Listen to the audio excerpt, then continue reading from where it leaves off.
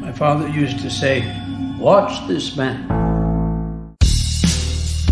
He's been cited by IGN, The Quartering, Timcast, The Daily Wire, Bounding into Comics, and even Dr. Jordan B. Peterson. It's only too bad Valiant beat him to Gutfeld. As the insider WDW Pro recently speculated on.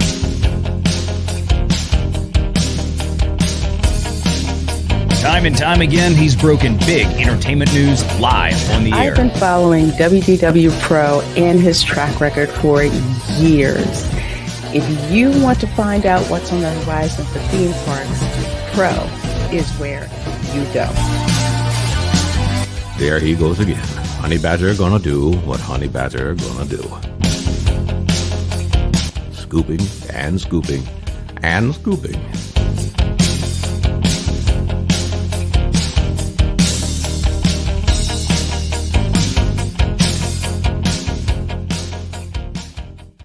Morty, let's check in on Rian Johnson's new trilogy. Okay. I bypassed the compressor. What did you do, Ray? Son of a... That's gonna leave a mark. Now, he was okay, after 6-7 weeks. Okay? They get over it. Kids are resilient like that.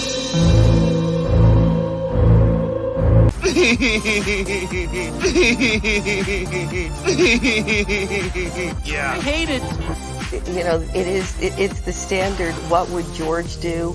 I don't want you here. So sorry, George. I didn't think it would go like this. Fly, you fools. I've fallen, and I can't get up. Weird. Stay away from liquor, kids. I have always liked Cowabunga. Cowabunga! Now that's more like it, Mr. Wayne.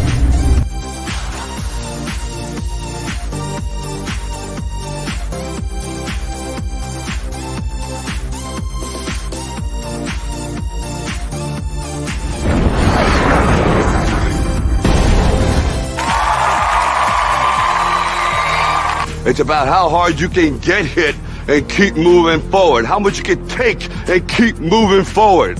The Force will be with you. Always. That's how winning is done. I am vengeance. I am the night. That's what she said. I am Batman. If I won tonight, I would come home and we'd celebrate. Well, I'm coming home, we're celebrating. God bless you all. Watch your habits, for they become your character. And watch your character, for it becomes your destiny. What we think, we become.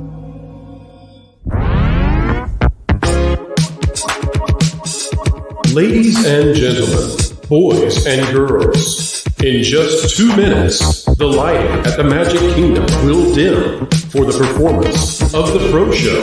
We hope you enjoy and have a magical, truthful time.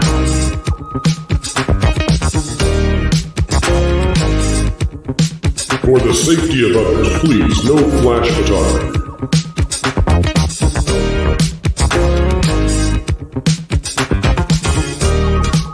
And welcome to Provision 3D. Alrighty, everyone, put on your coffee glasses.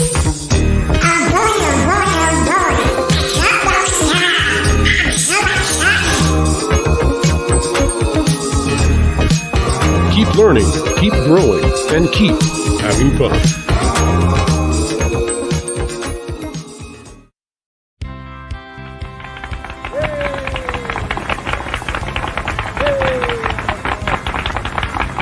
To all who come to this happy place, welcome. You know that you've been taught the golden rule, do unto others as you'd have them do unto you. Yes, Paul.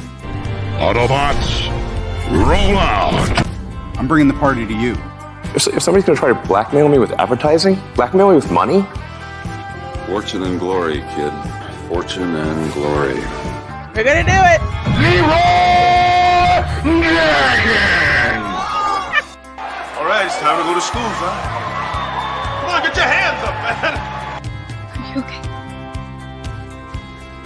They'll never take our freedom!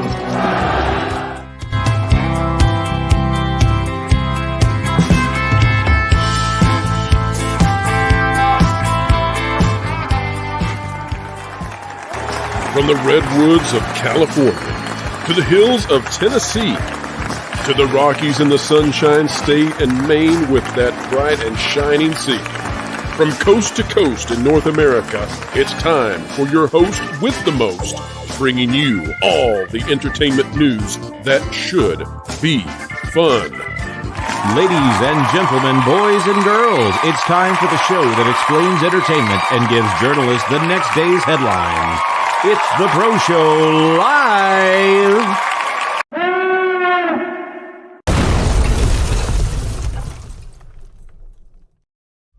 At least that's what I hear. Wait, what? Let's go! Jabba, right? Oh no! It's a Sarlacc! Star Wars Outlaws pre-order available now.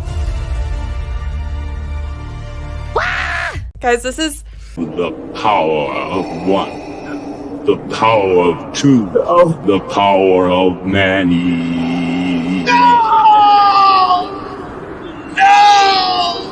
Now, ascend, my son.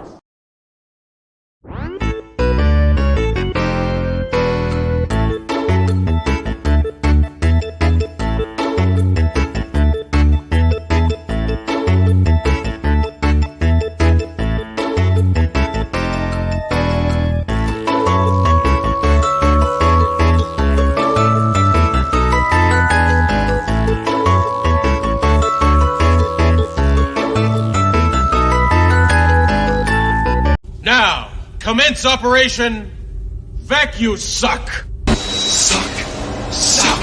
Suck.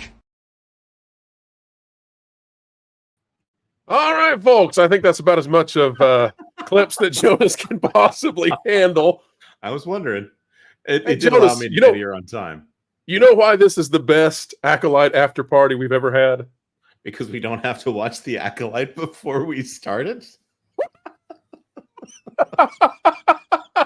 What a party atmosphere, everybody. What a party atmosphere. Let's give it up for not having to watch an episode of The Acolyte to do an Acolyte after party.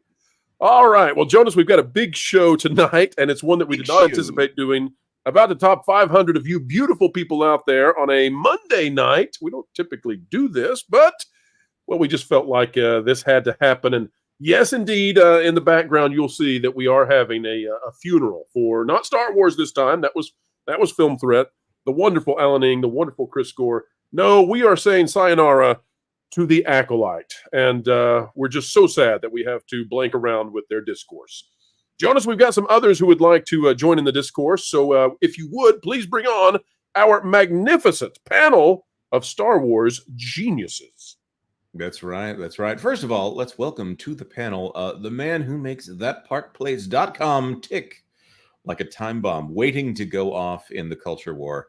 Although that's not really true. It's more of a slow burn. No, it's really see all of these fail in accurately describing what John F. Trent is doing. He's blowing up thatparkplace.com. Let's bring him on. John F. Trent. Hello. The Acolyte is done. It's cooked. It's finished. The power of many not watching. All I have to say is we've invited you on, but it seems apropos to say there are more of us. Let's bring in someone who apparently didn't make it into the prequels, although I think there could have been a good part for him.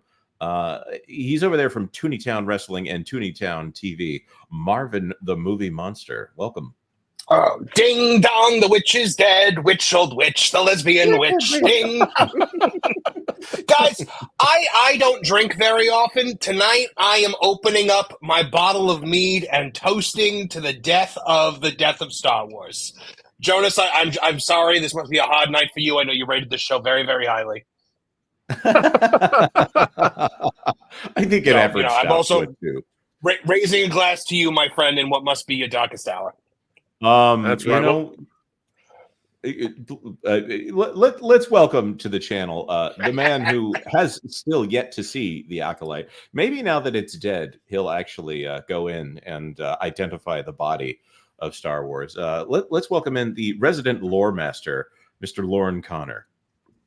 Told you. And finally, joining us, let's bring in some law and order to this panel. You might know him from Echo-based network.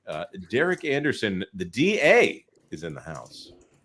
What's up, fellas? So you guys were doing a Acolyte after party pretty much after every episode, and I don't think I was ever on those because I was on the Echo based after party, but I think I'm on the best after party right now. Okay, this is the #1 after party to be a part of because we are celebrating, guys. We are celebrating. Pop the champagne. Let's get it going, baby. This thing is over. Woo! Yeah, let's go. Oh man, I am so pumped up for this, man. Let's get it. Woo!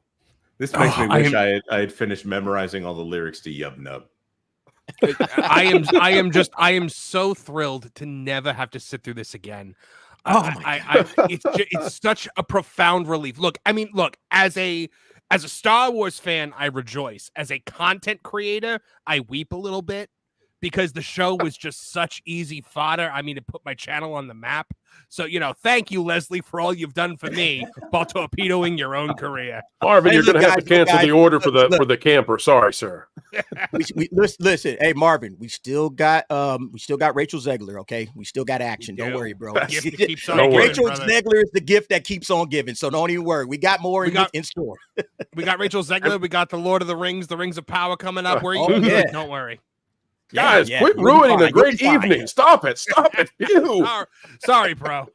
And folks out there, if you're wondering, if you're just happening upon this channel and you think, well, why are these guys celebrating a cancellation? Well, it's because we believe this show inverted morality, that it sabotaged the ideas and ideals of George Lucas of Star Wars, and we think that a season 2 would have gravely damaged this IP even more.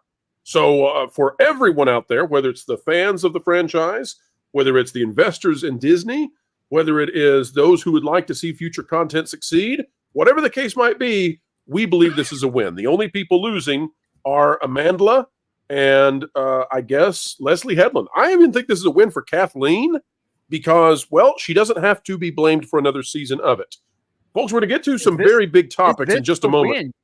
Is this cancellation the win for Kathleen Kennedy? She can now go out to pasture.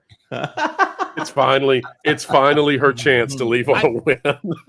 I'm so confused by the decision, though. I feel like that episode 1 moment with Darth Sidious is like, this is a strange move for her.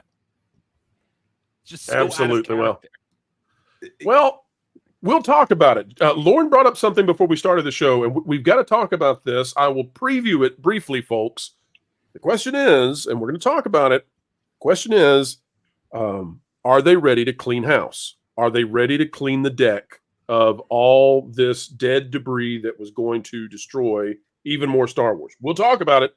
But first, Jonas, we've got Super Chats. That's right. First of all, we need to honor someone who has always been incredibly generous with this channel. And I think he appreciates it when we stream at a time that he can watch. He's out in the audience right now. John Maynor, first of all, for 199. The thread is dead. Long live the Force. Oh, I want a The Thread is Dead t-shirt. Oh, that's perfect.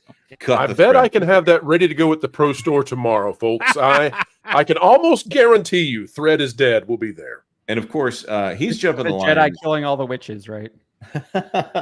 In self-defense, too. I mean, come on. They attacked the Jedi. How are they not going to? Anyways, John Maynor gifted 50 WDW Pro memberships. That is an insane number of memberships. And it's only more insane because it's not the first time that John Maynor has done this. Indeed. Well, let's get a celebration going. Jonas, is it okay if we celebrate? I think so. I mean, absolutely. Do you have the clip from the original end of Return of the Jedi ready to go? Well, if not, maybe a celebration clip from. I don't have that, but I have something that I think is apropos. Here we go. And the Disney stock just keeps going down and down and down. And then Bob Iger is all like, no, what's going on with my stocks? No, Thank you very much, John Maynor. Liberty Hall's cat also gifted 1 WDW Pro membership. Thank you very much. You're a very nice cat. John JID for 199. The nightmare is over. This show stinks. Thank you. Well, it stinks no more. It is stunk now. Past tense. Stunk. Stank.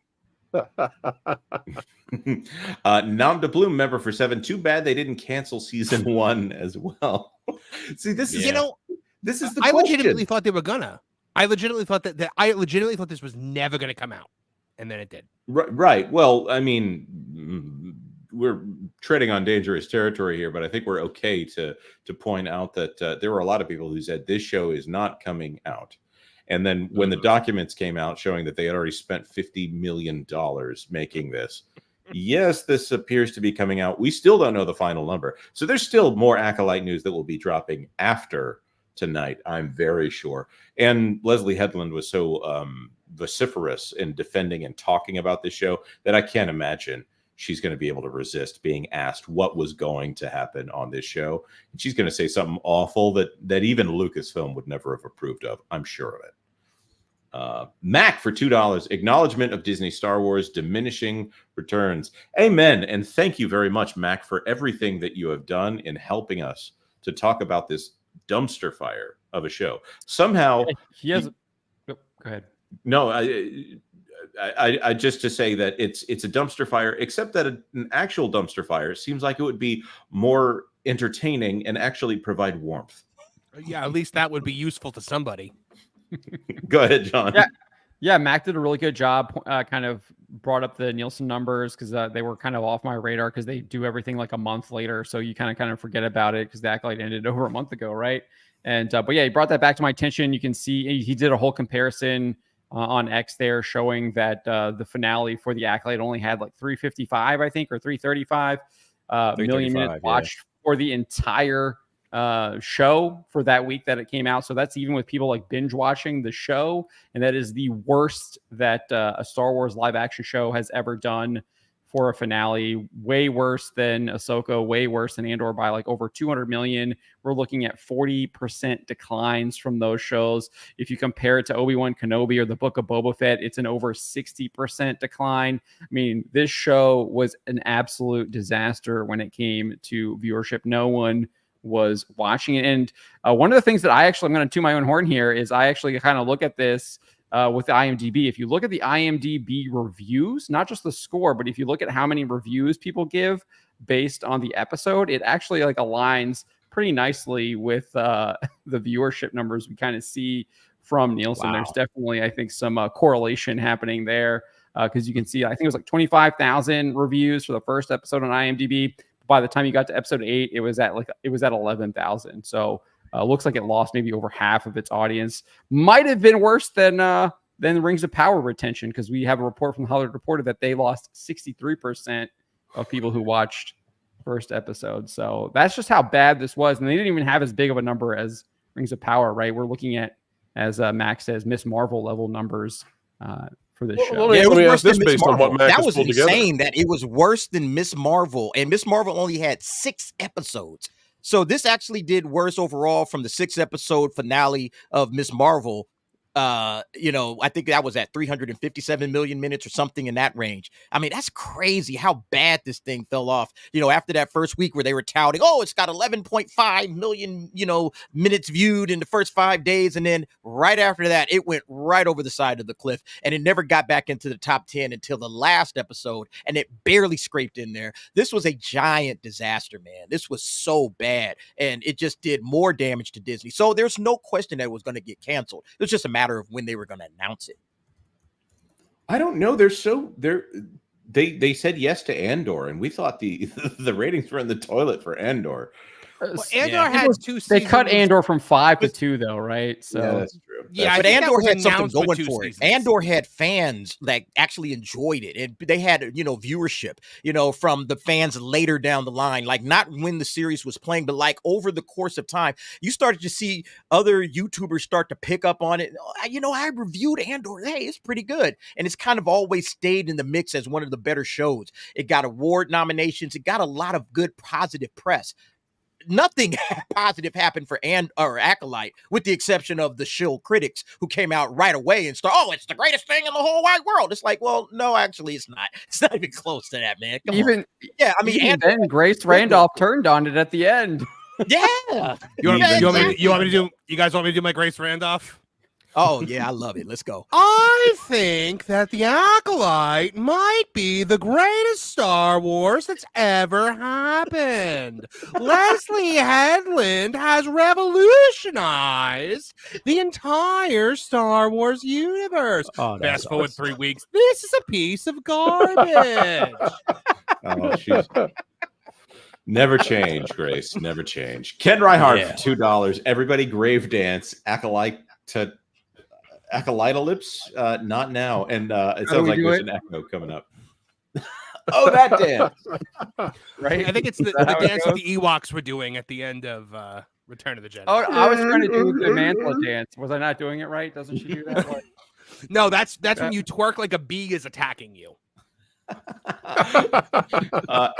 If she could actually emote in the show as much as she emoted in that ridiculous music video, maybe it would have been a better show. The Force for $5. Well, the Force itself is commenting today, but we warned you there were many, many, many, many more of us. I'd like to see the faces of all those shields. I'm imagining you mean shills at this time. Well, several of them were in the preview there, including some guy that thinks that when you do a spit take, you just spit the entire content. You just drop the entire contents of your mouth onto your desk. That's not how you do a spit take, pal. Anyways. Westfield for $4.99. It is a super sticker. And if you forgive me, I can't see it yet. I'm going to come back to this unless somebody else can see it right now. McGarnagle for $10. Acolyte or no, I long said the road to healing Star Wars must go through Luke Skywalker, which I feel will now be much more difficult given Hamill's divisive rhetoric. Only a Sith deals in absolutes. Sorry. We've been talking about Hamill today, and I don't know how he's going to recover from this. I don't think he intends to recover from this. Maybe he's got a son that can bring him back from the dark side. They got to recast him, in my opinion. If you want to ever bring Luke Skywalker back, you're going to have to recast him because I think he's completely damaged his own personal brand to the point where a lot of fans are just not going to be happy if he shows up back as Luke Skywalker. That's just my personal opinion, but I think they got to recast. He's actually damaging Disney's defense against Gina Carano. So I mean, that too. The man gives in many ways that perhaps we cannot understand what Mark Hamill is secretly doing. Maybe it's all just a ruse. Maybe Mark Hamill is getting back on the Jake Skywalker thing, and secretly he's been vicious and vitriolic towards half the country just so he can stick it to the mouse and Kathleen Kennedy. No, I don't think so. Getting paid. Nah, no. He's 100% getting paid. Oh yeah. They've even said on their Luke own Skywalker that he got paid $50K to be on that White Dudes for Kamala live stream. So my favorite with him is to just do the things that he says, but as the Joker, be like, "Can I call you Joby-Wan Kenobi?" That's pretty good. That's pretty good there, Marvin. Okay, so Westfield 90s super sticker was a celebrating pear. I don't know why YouTube has chosen pears as the replacement for beans here, but thank you very much, Westfield 90. Butter biscuit for $5. I think Marvin needs to bring out the German supervillain accent for the rest of the show in mockery of the grave of the Acolyte. Yeah. This terrible show is unde Pooper.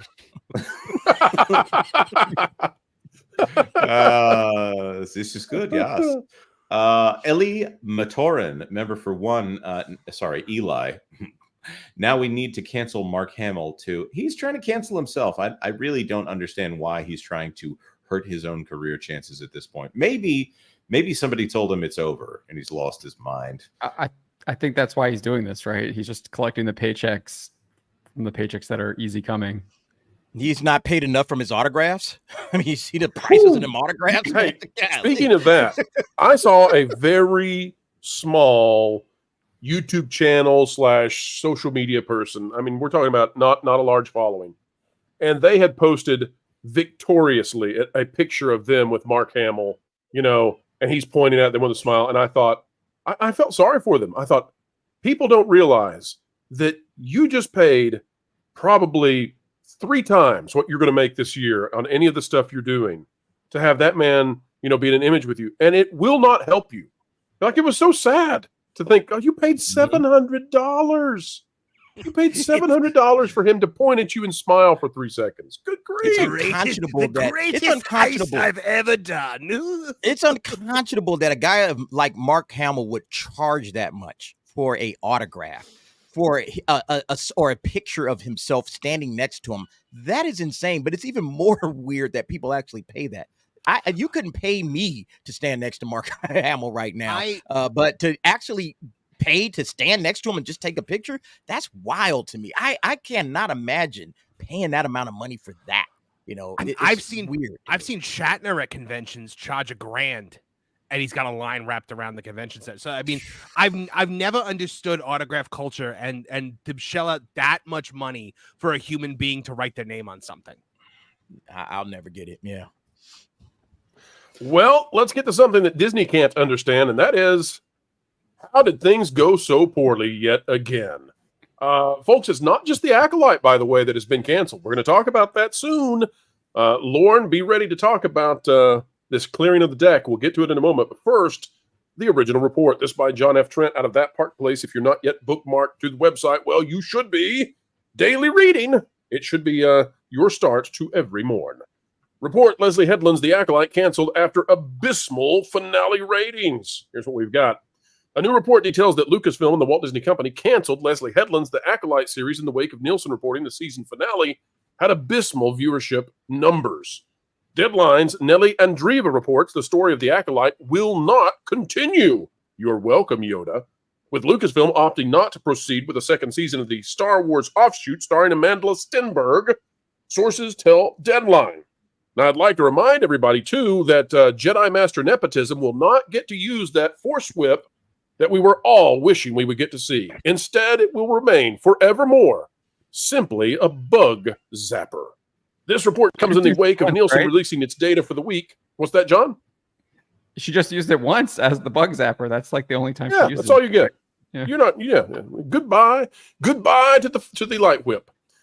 This report comes in the wake of Nielsen releasing its data for the week the Acolyte series finale aired. The show only managed to garner 335 million minutes watched. That was less than the 2-episode premiere, which brought in 488 million minutes watched. And this was also something like 60% or less of what we saw with the prior, with Ahsoka. And it was about half of Andor. Now, Andor, guys, was such a failure that they condensed Andor into just 2 seasons instead of the planned 5, to give you some idea of how bad of a failure Andor was in terms of viewership. Now, quality, a different story, but viewership, a terrible loss for Disney. This one came in at half of Andor. Yeah. So this came in at half. I mean, and this is where I think we should discuss for a moment. Panel, if this continues, Skeleton Crew will not chart. That's where we are currently with Star Wars. It's so bad that the next shows will not chart if this trend continues. Do you think we will see Skeleton Crew even show up on Nielsen? I'm going to say something that this panel might not like very much that I would say it, but the trailer for Skeleton Crew actually looks like a good trailer. Here we go again. Just not for a Star Wars product. I would be going to give it a 6 out of 10, everybody. Children. So we know we're messing with you, Jonas. We're messing with you. We know that Mark Hamill has the alter ego of Jake Skywalker. What, Jonas, is this L-Take Jonas talking, or no, is this regular Jonas talking? I'm so happy that caught on. I know what Jonas is saying. Jonas is saying that if Skeleton Crew was not Star Wars, that it would be more interesting than it is as a Star Wars. It would not property. be as cringe-inducing or as eye-rolling or offensive, if you want to. Right. We would say, what is this weird Captain EO callback? Right. In fact, if they branded it as Captain EO, I think a lot more people would be interested in it. However, having worked with several channels that did videos specific to Skeleton Crew, I can tell you that the interest in Skeleton Crew is non-existent. Oh yeah. I think a lot of people don't know it exists, but I think it could also benefit from, well, it can't be, no matter what it does, it's not going to be worse than the Acolyte. So I don't know. I think that's a good point. That's a good point, because here's the thing. It looks family oriented. It looks like it might be fun. And we did not have fun in the last Star Wars series. No fun to be had whatsoever. Watching lesbian space witches and all of this crap. We didn't have any fun with the Acolyte. This looks like it actually could be a little fun, but it really is going to depend on the marketing in terms of how many people decide to show up and watch this. And, you know, what more trailers we get out of this, if they can, you know, kind of capture some of the magic that it looks like they're trying to capture, that Amblin Entertainment 80s magic. If they can figure out how to get that out of a couple of trailers before now in December, you could actually start to build some momentum. And if the series is legitimately just fun and good and it doesn't have a lot of messaging in it and it's just kids on an adventure, honestly, I would welcome that at this point. Based on where we've been with Star Wars, I would actually welcome a little bit of fun and some, you know, entertainment and some, you know, good old-fashioned Amblin Entertainment magic. You know, the trailer had this E.T. kind of feel to it. It had this kind of, you know, Goonies, E.T., The Explorers. I love those movies, and I honestly don't hate the idea of the Skeleton Crew, but it really will depend on how well they market it and if the show is any good or not. Because just like Andor, it could actually build up and say, hey, actually, everybody, guess what? This show isn't bad. This show is pretty good. And if it can carry that momentum into Andor season 2, Star Wars could have possibly back-to-back hits on their hands, you know, thinking. So I don't know. I'm not ready to write the Skeleton Crew 1,000% off, maybe about 50% based on how everybody is with the franchise right now. I'm going to make a prediction about Skeleton Crew, which is that I don't think that it's going to be good Star Wars. You can see the vibe they're going for. It is the Amblin Goonies kind of thing. There may be one way that they can get it to take off, especially with kids, and that is they're using Goonies as the inspiration. We know that pirates are going to be in there from The Mandalorian Season 3. If they have a pirate captain that is somebody that actually works, if they have like a Davy Jones character that catches on with what's that? They do have a Davy Jones character, and it was awful. They killed him. They killed him. He looks like the Ebony Maw. They left us with the lame, the whiny guy who runs off the curly bill of Mandalorian Season 3. Right. What I'm saying is that if they have a character in the background that they haven't shown yet, that they're keeping in the wings, another big master pirate character. Somebody was saying Hondo. I've heard Hondo. Nah. You don't think so? He's popular, man. He's super popular with the Rebels and the Clone Wars crowd. I agree. Don Carnage. But I think you need somebody that's actually got a great big hat. All right, this is going to go into a tailspin if you keep this up, Marvin. No, it's true. It's true. Hondo Ohnaka is voiced by Jim Cummings, who was the voice of Don Carnage. Hondo Ohnaka is Don Carnage in Star Wars, and with a little bit of Jack Sparrow thrown in there. How are you, space type people? Do not fire at will. He is my second in command. Anyways. I love not to derail it, but I do think that there is a glimmer of a hope if they can, if Skeleton Crew is any good. You know, it's got some good directors in it. You know, obviously John Watts, you know, his work on Spider-Man, you know, I think they have something if they pulled it off, but you know, we have to wait and see. And they're not going to dare call you El Take DA right there. Well, let's have a W take right now. And guys, I feel badly about reading this part. John, are you able to see that well enough to read so that I don't have to? Because this kind of takes a victory lap on what I have been reporting. Would you be able to read that? Pro said this. Said source tells me that Leslie Headland does not, as of right now, have a contract for a season 2 of The Acolyte. Said source tells me that following the finale of season 1 and the results that may have been coming in weeks ahead, this decision may have been coming in weeks ahead of the finale. There are no current plans to develop a season 2. That could change. Kathleen Kennedy can always make that decision as long as she has a contract, which we believe she has a contract up until October of this year. And it may be continued past that, but that's when the current contract would end. I misspelled that. But Kathleen Kennedy could go ahead and approve that. But as of right now, we are told there are no plans, no movements. There is nothing in development for a season 2 of The Acolyte. My source tells me that everything in season 1 indicates that they did plan on doing a season 2, especially with the way the show ends. But as of right now, that continuation of the story seems to be on indefinite hold, indefinite pause. And folks, the reason we do this is because when we make these sorts of predictions, when I do, when others do here on the channel, we do so with some trepidation and with some risk involved. So let's say that we put that out there, and the very next day they say, oh, yeah, we've been working on season 2 for the past 3 weeks, and it's coming out and blah, blah, blah, right? We look like idiots. So we have to really vet these sources and really, we have to have a degree of confidence before we go out there with these kinds of things. Now, as we can see, Mac is here, and we just saw from Mac earlier, but these numbers are tremendous in terms of showing us exactly what's going on.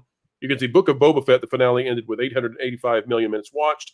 Obi-Wan ended with 860 million minutes watched. Andor at 674. Ahsoka with 575. And of course, the Acolyte finale, we now know, ended in the 300s.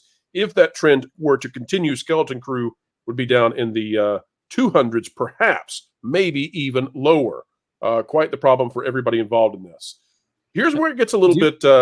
we do know ahead, the Acolyte did dip down into the 200s because I think it was the 4th week. It had fallen off the charts, and the 10th place episode was 298 million minutes watched. So it was below that, and that was like Golden Touch or something like that, or some Netflix show. Doesn't sound like Netflix, but we'll go with it. Yep. Sounds like those toy shows or something like that. It seemed like it was like like a documentary. All right, show. So John, you've got this here at the next part of the article where it talks about the begging that began. Clearly, the begging did not convince Bob. Here's what it says. It's likely that showrunner Leslie Headland knew the show had atrocious viewership, and she had resorted to begging viewers to launch social media campaigns in an effort to convince Lucasfilm and the Walt Disney Company to greenlight a second season. She was asked by Collider's Maggie Lovett. Shifting gears, one of the most popular questions that I got to ask you from Twitter was, what do fans need to do to ensure that we get a season 2? Oh, as if there were fans. Headland responded, truly, and any online support and love you can send the show. It's a little tricky because of the way that the internet works, but if you enjoyed the show and you want to see more of the story, any support that you can give the show on social media platforms would be super helpful. She continues, sending love to the cast too. You've seen what Hayden went through. He's getting the love now. But give the love now if you enjoyed the performances, even if you were kind of like whatever on the show. If you enjoyed the performances, get on their social media, let them know that you love them or that you support them or that their performances were great. And I will say that out of the entire show, the performance for Soul, Lee Jung-jae, it wasn't bad. The rest, though, and Manny Jacinto did what he could with what he was given. But this show was just bad. It was just awful. It was just absolutely atrocious. If it's okay with you guys, I'd like to remember one thing before we move forward. This comes from The Wrap, and it's not from now. It's from the past. This is an article that came out back when they wanted us to believe this was a popular show and that their decisions were going well. And so The Wrap says, Acolyte star Amandla Stenberg claps back at intolerable racism from Star Wars fandom. It's always that wascally Star Wars fandom, always doing those things. We don't blank with your discourse. I'd like to just, in honor of the Acolyte, at this funerary moment, ladies and gentlemen, would you take just a moment to let me read for you so that we can all partake in the song once more? Let it play in your mind. Would you like me to beatbox? I'm just kidding. It won't work over StreamYard. It would not work, but it would be beautiful if it could. Actually, you know what, Jonas? If you can see this well enough, let me zoom in so you can see it better. You may have to full screen this, Jonas. I know how you want me to read. Are you about to ask me to read this as Morgan Freeman? Jonas, how did you know? Oh my! I need. I'm going the gravitas of the great Morgan Freeman, please. Here we go. Unless you can do James Earl Jones, because that would be impressive. But go ahead. I wouldn't be working here if I could do James Earl Jones. I'm going viral on Twitter again. Open up the news to find some interesting things. 12 million views. Interviews from 2018 with Trevor the King. When I was a teen, I was running from city to city to speak on a story. You know the one, police murdering. I don't even want to say that. My people cried in theaters finding release. White people cried. They could see us as human beings. Trevor asked what I wanted the people to know. I say white people crying was the goal. If they could take one thing, what would that be? I say empathy. Ooh, that's why they mad at me? They splice lines, make hate they recognize, make it look like the same propaganda they spew, because they conflate our pain with violence, and try to weaponize everything that we do. The desperation of oppressors is rising, and now they're holding on to anything they can use. If you rely on misinformation, that tells me you're afraid of the truth. Sorry, I'm just quoting her there. Morgan Freeman obviously doesn't know anything about truth. He speaks truth. We board. I ain't gonna say that. Now you listening to him, I'm gonna tell you something fascinating. They spin in woke, bastardize it, and appropriate it. Last I recall, woke was something we created. Speak truth to power. Keep an eye out for you silly racists. And now they use it to describe anything they threaten by. Remember when Gambino put it in the zeitgeist? It was all about people recognizing bigotry, the power of community, not fodder for your clickbait. Speaking of which, journalist, I'm looking at you. Did you forget it? Your job to provide the truth, spreading divisiveness, mining the metrics and data. It seemed you gave up all your ethics for money and views, and I can tell that the people are tired and the kids don't trust anything that they view. We can learn something from their discernment. The future is coming, and it's always the youth. That's a very Weimar sort of statement on the end there, isn't it? Well, amandla is someone of a very high socioeconomic status. And when complaints came about this show, she broadened the complaints out and conflated the complaints about the show, which really nobody was complaining about her performance in the show. But she became Leslie Headland's shield, and she took the issues of a science fiction show and she broadened it out to turn this into a neo-Marxist issue. And folks, I just want to remind you that it doesn't work. It didn't work then. It won't work again. It's dumb. Don't do it. When a show is bad, when a little show is bad, the little show is bad. It doesn't have to be an indictment on all of society when your project is not well received by fans who think that it could have been better. Someone who is always better, though, folks, please welcome the co-host and legend extraordinaire of all things Star Wars. It is Nick from Echo Base Network. Welcome, sir. Might help if I unmute my microphone. What's going on, guys? What a day. What's a day. Up, Acolyte Season 2 is no more. Next in line, Kathleen Kennedy out the door. And, I still don't think that'll make much of a difference over there at Lucasfilm. But, hey, it's a step in the right direction. I don't know who wants to take over at Lucasfilm. Yeah. Right.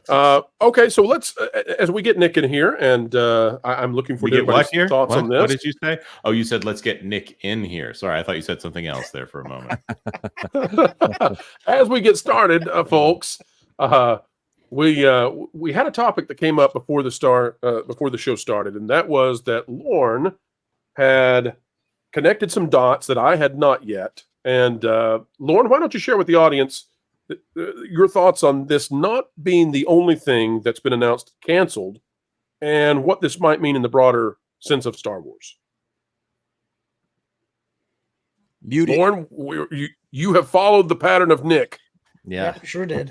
They came out and announced that Tamira Morrison was not going to be appearing in The Mandalorian and Grogu. And he also let slip that, to his knowledge, they're not working on the Book of Boba Fett Season 2, which is not a huge surprise. We probably would have heard about that long before now.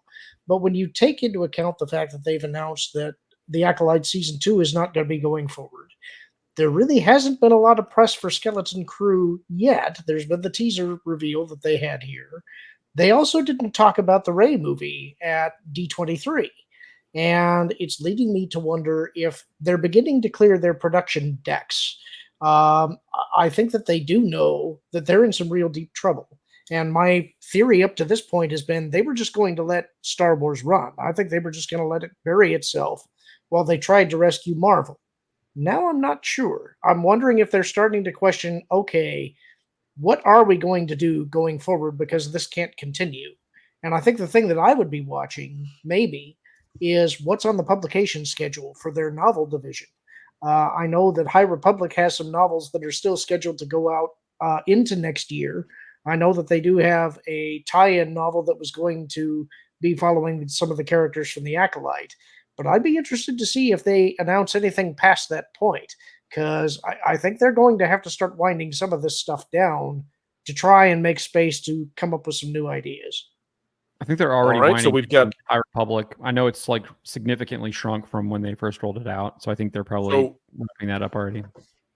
So we heard last year. I heard last year that High Republic was going to be wound down, and that this was going to be the final phase. We've got a lot of cancellations. It looks like to me across Star Wars. Panel, hold your thoughts for just a moment. We're going to come back. I want everybody to weigh in on what Lauren has said and whether or not you believe that we finally reached that point where Disney is tired of the suck and they're ready to suck out some of this terrible stuff and swap over to something better. First, Jonas, let's hit the super chats. That's right. Go and Shogi for $1.99. Do you think Amandla will write a rap about it? Let's hope. Let's hope. Don't blank around with my cancellation. She ain't trying to have no discourse right now. So, major role member for 5. Acolyte Axe to quote Bob Wecker. Thank God. Euchre. What am I missing here? Is he a sports guy? He's a Mr. Baseball. He was a baseball sportscaster and WWE Hall of Famer. There we go. There we go. As long as you know who Harry Carey is, we'll get along, Jonas. Major League. He was the announcer in Major League, if you remember that movie. Oh, okay. Yeah. Okay. Was he on Belvedere? Yeah.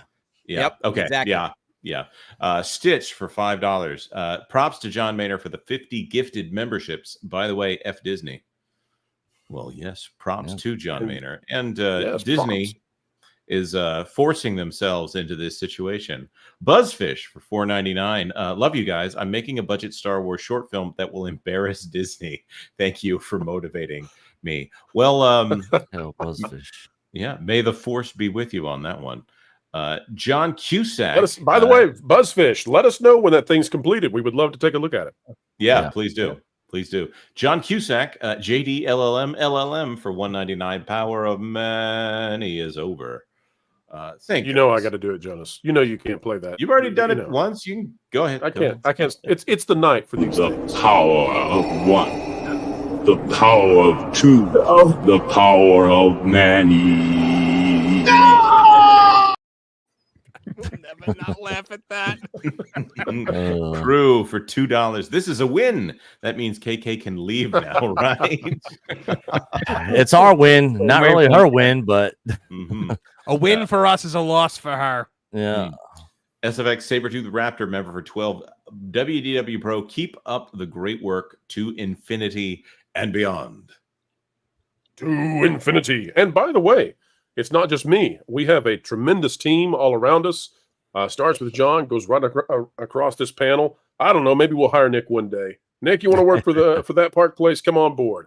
Derek, he's behind an avatar, so he's out. He missed his chance. SFX Sabretooth Raptor for $5 more here. Lauren must be elated and jumping for joy, like Mario saying, "Woohoo!" If Acolyte is no more.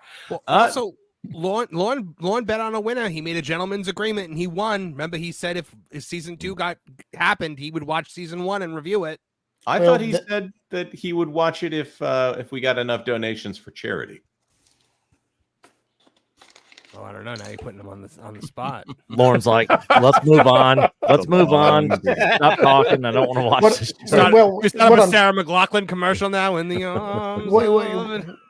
What I'm telling you is that is how confident I was that they were not going to do a season 2 on this thing. And honestly, it's you guys are probably more elated than I am because I literally didn't care. It's like, to me, this is like, great. I'm glad they're not doing it, but I don't care. So yeah, the writing was on the wall. I actually wanted them to do a second season so they could waste more money. If I'm being honest. JJ Gosling, member for 6. Hamill is a piece of Sith. May have to make some merch on that as well. That's 2 good slogans in one night. The thread is dead, and Mark Hamill is Sith. It's a piece of Sith. Piece of Sith. That's what we'll go with. He joined the Empire. He didn't throw down his lightsaber. He was meant to destroy them, not join them. John JID for $1.99. Big Boss Man needs to steal the show's casket. It's a wrestling reference from the late 90s when the Big Boss Man showed up at the Big Show's father's funeral and stole the casket. Oh, I like the Big Show. Raul Delano or Delano, not sure how to pronounce that there, for $1.99. Down goes Darth Kennedy, and with her Darth Headland. That's right. Always two there are. Muchísimas gracias, Raúl Del Llano, y también Poder to the 199. Jano. Oh, that makes sense. I threw an Argentinian accent on it. Who knows? Charge of the comic number 2. Member for 15 canceled. Access Media. Effing duh. WDW Pro coming in gifting 5 WDW Pro Jonas, memberships. you don't have to show it when I gift the memberships. It's just to be nice. It's to be magnanimous because these people out here are doing such wonderful things for us. It's a little gift back. You want to put How out will they know unless we show them? It's in the chat. You and I have got to have... Anyways, Mike S. Hangout for $10. To paraphrase Darth Vader, this will be a day long remembered. It has seen the end of Leslie Headland. Hopefully, it will soon see the end of Kennedy. I mean, really, honestly, at this point, what does she have left to destroy?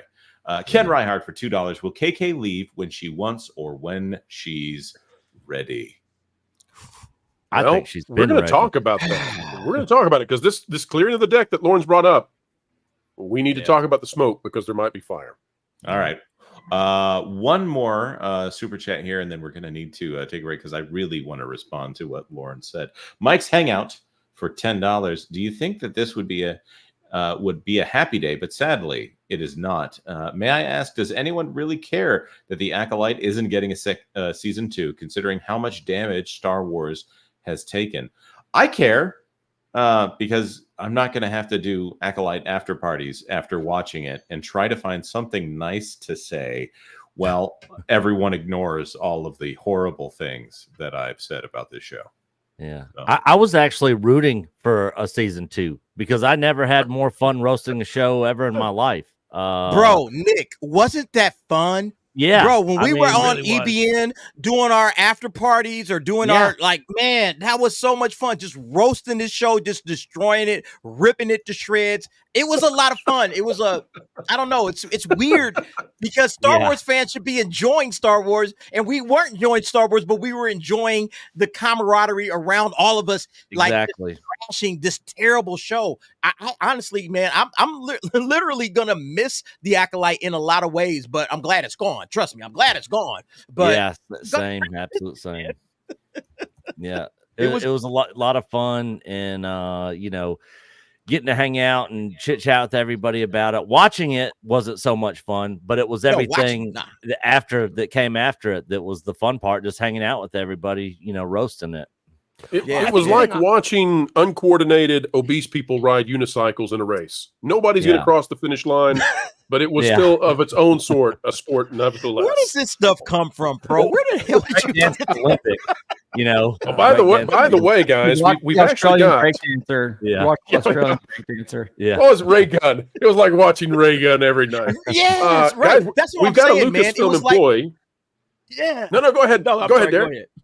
No, I'm just saying, it's literally like watching a train wreck, like watching a car crash. You're on the freeway, you're driving down, and you see this car crash, and you can't help but look and just like, wow, how did that happen? You know, and you start, you know, postulating, you're looking at all the damage and the carnage, and it's crazy, and you feel sad, but at the same time, you can't turn away. You know, like that's how the Acolyte was. You couldn't turn away from the car crash that was the Acolyte. It was literally watching a once great franchise just completely they didn't know what they were doing.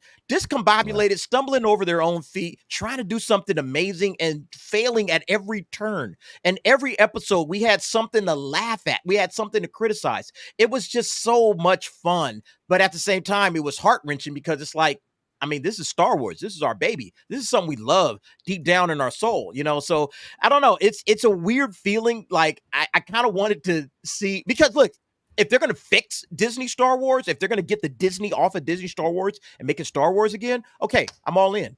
But if they're just going to continue down this same path, then man, let's just have fun. Okay, let's just have fun ripping on terrible Star Wars and, you know, coming together as a fan base. That's kind of how I felt. I don't know. It's a weird kind of scenario that we're in right now. Yeah, indeed. Guys, we've got a Lucasfilm employee that has been captured, and we are attempting to get information out of this employee about whether or not they are clearing the decks for a retirement of Kathleen Kennedy. Let's go now to the secret lair where we have the Lucasfilm employee. Do you expect me to talk? No, Mr. Bond, I expect you to die. All right. Well, there's going to be, at the DNC this week, they're giving vasectomies, so we're okay. Oh, we're okay. Nice. All right. Well, I figured they panel. did that before they got there. I want to add something before we get into the Please. discussion, which is that I'm not trying to intimate here that Kathleen Kennedy is going away. That's not the point that I'm trying to get at. I am trying to say I think they may be rethinking their direction because it may have finally sunk in that if we already know the end point, nothing else matters, and they have to figure out a way to address that. Here's what I'm thinking in all of this, Lauren, and I think you make a very good point. I think the Tamara Morrison news and the news of this not getting renewed, both of those things becoming very public at this moment, makes me wonder if Kathleen Kennedy has completely lost the ability to greenlight shows. All right, let's come back to that idea, and we'll come back in just a moment. Panel, my question to everybody is going to be, after these cancellations and outside of the Mandalorian movie, what's left? Okay, but first, another panelist. Who could that be? Let's go see, boys and girls.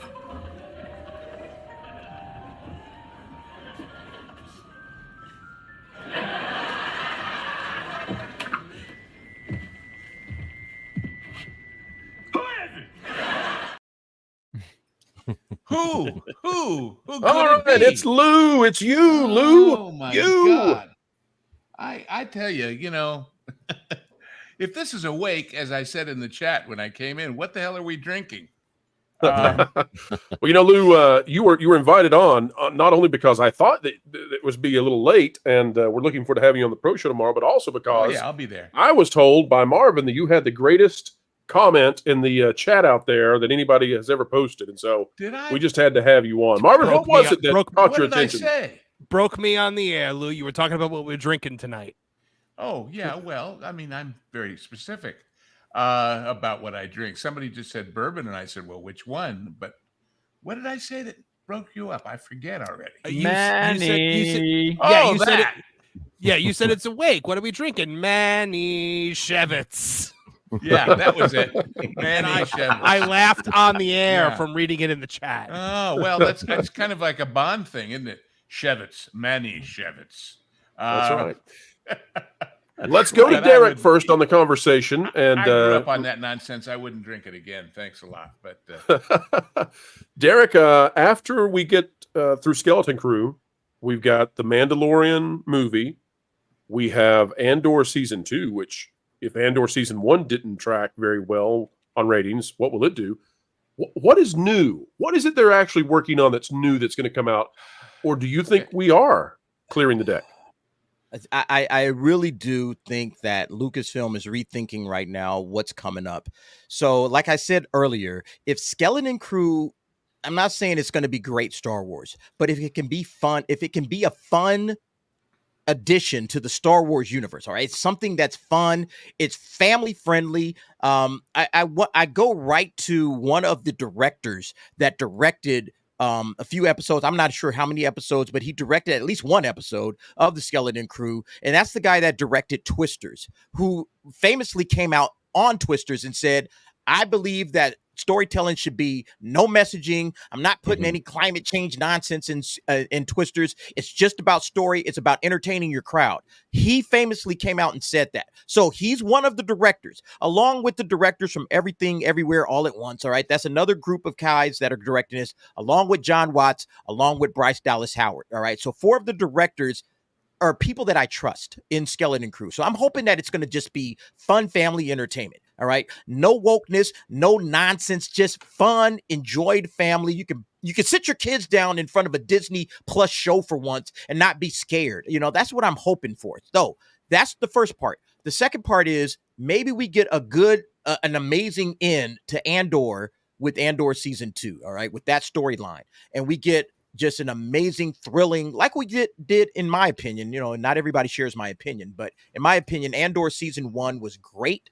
And if we can get a great follow-up to that, we have 2 series in a row. Before we get to any more of these movies that are coming out, we get 2 series in a row that are wins. This is a 3rd win, in my opinion. All right, getting rid of the Acolyte is another win for the Star Wars fan base. Maybe crossing our fingers, we can get Kathleen Kennedy out the door, and that could be just win, win, win, win. Maybe, possibly, we could start feeling good about Star Wars again. And I think clearing the deck right now is very important. I honestly feel like Star Wars is reached that point where it can go lower. The Acolyte is as low as you could possibly get with this franchise. So, Derek, you got to start turning things around. Go ahead, Pro. I'm sorry. Well, you said that you enjoyed Andor, and I know that Lauren also enjoyed Andor. So here's my question to you. How could Disney possibly get back fans who have sat through the suck of Ahsoka and the Acolyte? What could they do to convince them to tune in for Andor, given the first season failed? What would be your strategy?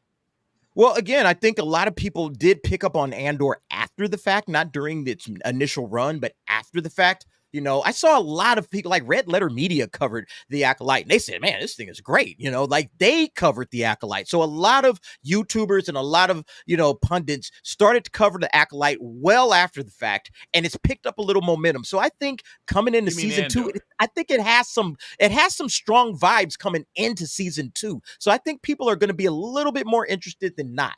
And I think a lot of people just didn't know what Andor was, but then when they saw that, oh, this is actually really good storytelling, maybe it doesn't fit within the Star Wars franchise like a lot of people feel, but nevertheless, it's good storytelling, and that is all we are looking for right now. There are so many series that are falling off the face of the map because they just can't tell a good, compelling story, and that's what Tony Gilroy gave us with Andor. So I'm thinking if they can, get Andor across the finish line with season 2, they promote it well, they sell it, people love it. If the skeleton crew is just passable, and they got rid of Acolyte, and now Kathleen, maybe crossing our fingers, hopefully she's not coming back. You have a lot of positivity heading into Mando and Grogu and all these other films that they're trying to do. So that's my hope. I think that they can get the job done if they start clearing the deck, getting all of this gunk out of Star Wars, and start bringing back good storytellers, guys like Tony Gilroy, all right, who know the franchise, or not know the franchise, but they know storytelling. He doesn't really know the franchise, but he knows storytelling. All right. Now you start allowing this guy to tell stories. All right. Tell the stories that fans want to hear. I think KOTOR, Knights of the Old Republic, is the next thing that they need to figure out how we're going to adapt that. If they can adapt that and do a good job with that, I think we got some action. I think we got some serious action with Star Wars, and we're starting to get off of that bottom of that ocean floor, and we're starting to move in a positive direction. May I digress with a different point of view?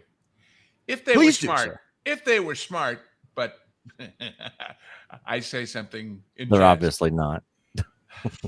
If you came in from a galaxy far away and looked at this whole situation, and you looked at the entire cast of characters from both in front and behind the cameras at Disney, at Lucas, at Marvel, you know what you would learn? The worst people, the ones who make the biggest mistakes, are the ones who don't know when to shut the hell up. Yeah. What Disney should be doing is indeed developing something entirely new, and don't say a damn word about it. Don't promote it. Don't advertise it. Don't speculate. Just keep it under your hat and let the furor and the crap filter out and die down and go away. And then one day, out of the blue, hey, guess what? In a different galaxy, not that far away, there was this. And absolutely knock it out of the park with a whole new thing. Because every time you try and pick up where you left off, and every time you hearken back to, no matter what's good, I haven't seen Andor. If it's great, swell. But it's still connected with all the crap in between that and the original movies. And so you want something free of canon, free of references, just in the same general milieu with some great storytelling by people who don't work for them now, who haven't worked for them officially, who haven't got a rep plus or minus, and just just clear the slate, be quiet, hunker down, give it a year or two for all this stuff to go away, and then start over.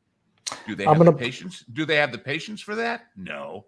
Do they have the feeling that they have to do something for the stock or for other reasons? Probably. Do they still think this magical super hit for Kathy to go out on will happen? Probably. And therefore, what I'm saying will not happen.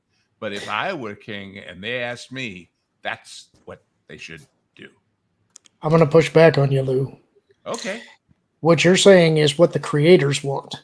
What you're saying is that they don't want to be connected to anything. They don't want to be fettered by what went before. They want to put their personal stamp on the story, and that's exactly what Disney has been doing. Well, but I'm not even saying any of these creators should be involved. Hold on. I got more. Okay. What the fans want is Star Wars and what the Star Wars feel is. And that's something that Disney doesn't understand. It's why they're failing. Why Andor does have the possibility to do that is something that I think a lot of people have missed about Andor. I see people in the comments that are saying that Andor is not Star Wars and everybody knows he dies, so why does it matter? There's a subplot that's going through Andor that's just under the radar, and it's going to detonate in Season 2. It does tie into past EU events, and it has to do with the ultimate formation of the rebellion. That's the point of Andor. It's not Andor. It's the event that causes Mon Mothma to leave the Senate and announce the formation of her opposition to the Emperor. And with that event, they're also going to be able to bring in, you're going to get a little more fan service. There's going to be some cameos that show up. But it has the possibility to be a springboard back into what made Star Wars Star Wars. And that's what they need. They need something that actually has that feel, that hews to those themes. And the people that have been involved don't care about any of that. Well, that speaks to a different problem that they have at Lucasfilm and Disney in general. Of every show needs to be the name of the main character, it needs to be the name of the brand, semicolon, colon, whatever, and then the exact character, because they stink at naming things too. Yeah, their naming scheme sucks. Lou and I got to push back in the other direction again and say this. As you do, Lou, let me bring in Tom of Midnight's Edge. Oh, good. All right, now go for it, Lou. Welcome aboard, Tom. Every time I hear, yeah, but, I say I'm burned out. Every time I hear, but the core of it is that they're going to reveal that really it turns out that all that stuff, I'm not talking about diehard fans. I'm talking about the mass movie audience out there. Says, yeah, fooled me once, fooled me twice, made me go see all that gunk in between. Why don't you guys just get a life and make good stories? If you tell me they want to go back to what Star Wars was is a wonderful dead lady, a wonderful man who says he'll do anything for money, including turning red, and a guy who's making a fool of himself on the political stage. That's what Star Wars was. It was a time and a place, and it was a style that is long gone from it. And anything that you tell me that, oh, yeah, but really within this, there's the seeds of this because of the rebellion and this person and that person. Suddenly I got to buy an encyclopedia to know who these people are again. That's how I feel as an everyday person. See? They do sell that encyclopedia, by the way. All right, I'm sure they do. For $99.99. Hello, I'm down here reporting live from the Disney National Convention. What do you got, Tom? What do you got? Luke Skywalker is here, but Goofy is not here. Mickey's not here. Little Mermaid's not here. No, I don't know what's Tom. going on here. There's fires. He goes on stage on the fourth night. What? I don't know. There's fires everywhere. I can't go nice. I don't know if I'm broadcasting through. Mark Hamill told me to go force myself. I'm going to go do that right now. Oh my! I thought I had a tab open in the background or something. Me too. I was closing tabs. All right. Well, let's get to some super chats, Jonas, because we've left the people hanging a little bit too much, and then we'll come back to this robust conversation. Jonas, bring them on. I wonder which one we should bring up first. Photon Empress for $100 American. Woo! Even if they clear the deck, even if they course correct. Right now, my question is, can they still save the ship? Or is it too late and the damage too severe? Hard to regain public trust once it is lost. Extremely hard. I'm going to bring that up shortly. Yeah, I actually agree with this. This was something I raised about Marvel recently too, where it's like, even if you are correcting the course, the amount of time that it takes to take something from concept to creation in Hollywood is years upon years. Is by the time you actually get something in front of eyeballs, is there enough left of the property that you're trying to save to actually save it? But yeah, I think that's why you got to start to clear out stuff like the Acolyte. Like, all right, we're not even going to go into season 2 with this. Maybe these next 2 we have something that we can work with. You got to get a number of wins in a row. You got to get a good series and then follow that up with another good series and then follow that up with another good series. So you can clear the deck and then get all the gunk out of the way and just say, hey, we have nothing but good series that we feel confident in. We're not taking risks, and again, I feel like I know a lot of people are negative on the Skeleton Crew. I know a lot of people are, and I don't blame you for being negative on the Skeleton Crew. But if they can just make it fun family entertainment and just make it a good series, and that's what it is, then that's positive. And then if you follow that up with Andor, and Andor season 2 is positive, okay, you got 2 in a row. And then you've cleared the deck with the Acolyte. Maybe Kathleen doesn't come back. Maybe she does. Maybe she doesn't. I don't know. But now you have some positive momentum. That's the thing, Photon Empress. You need positive momentum moving in a certain direction with the franchise. And now you can start to scope out, okay, what are the movies that we have coming up? You know what? Maybe Rey, that's not going to work. That's not going to work. We need to get Rey out of the way, and we need to start looking at what we do have, and are these shows or we're going to do a K-Vest movie after Star Wars Outlaws. That is the plan. If they do positive momentum that Star Wars needs right there. K-Vest, Star Wars Outlaws. Let's go. They got to get Star Wars. Look, I agree with that part too. Like, it's all bad right now. So you got to clear the deck of as much stuff as you can clear and start to move in a positive direction where it's not going to be a negative. It's not going to be an anchor that's just dragging you back down. All right, we had 2 good series in a row. Oh, now this thing is dragging us right back down to the bottom. You can't have that. So if they can start building some momentum, get a good series, something that just doesn't piss the fan base off, but actually brings people back in and say, okay, what's Star Wars got next? What's the next thing that's coming up? That's what you want right now, in my opinion. Yeah, Derek, sorry, Jonas. I'm trying. Listen, guys. You guys know me, okay? J.J. Abrams is here. Oh my God, J.J. Abrams is here. I was gonna say. I was Tom, does he have a mystery box? I don't know, but he's with Aunt May, and I'm scared. This means JJ may be coming back to the Star Wars universe. We can't confirm this yet. This is Tom reporting from the Disney National Convention in Chicago. Oh my. Stop it, man. Stop it.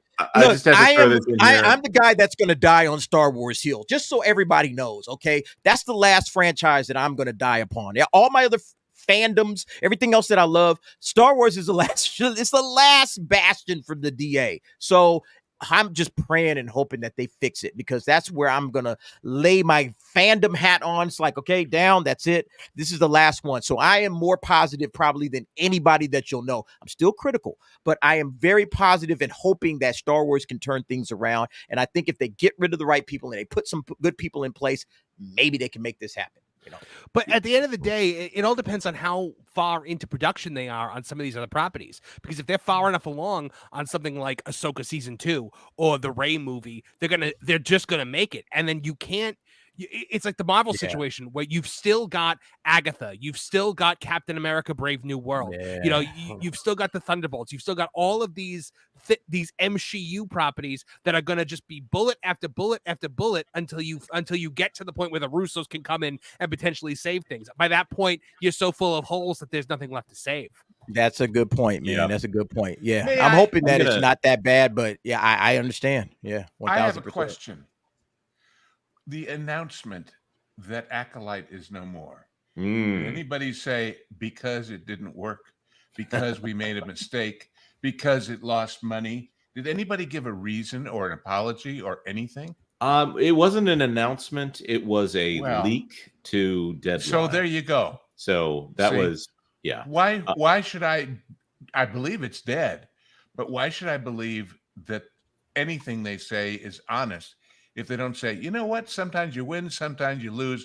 we screwed up. We're sorry. We'll move on from there. They'll never admit that defeat. Of and course failure. not. And that's the point. And I will And say, that's the point. to use the language they use, they called it an offshoot from Star Wars. Now they're not trying to say it's Star Wars; it's an offshoot. Is that by like the way? those shoots of okra on Tiana's they had thing, Star Wars dancing in the back name. and forth? Yeah, Lou, they I'll have also point names. out- Okra Winfrey. Thank you very much. If Bob I see. Iger, Excuse me, Bob, if and you're you get a bomb, and you get a bomb, and you get a bomb. Bob, if you're looking for money in the couch cushions there, just going to point out that your effective tax rate is essentially 30% on $200 million.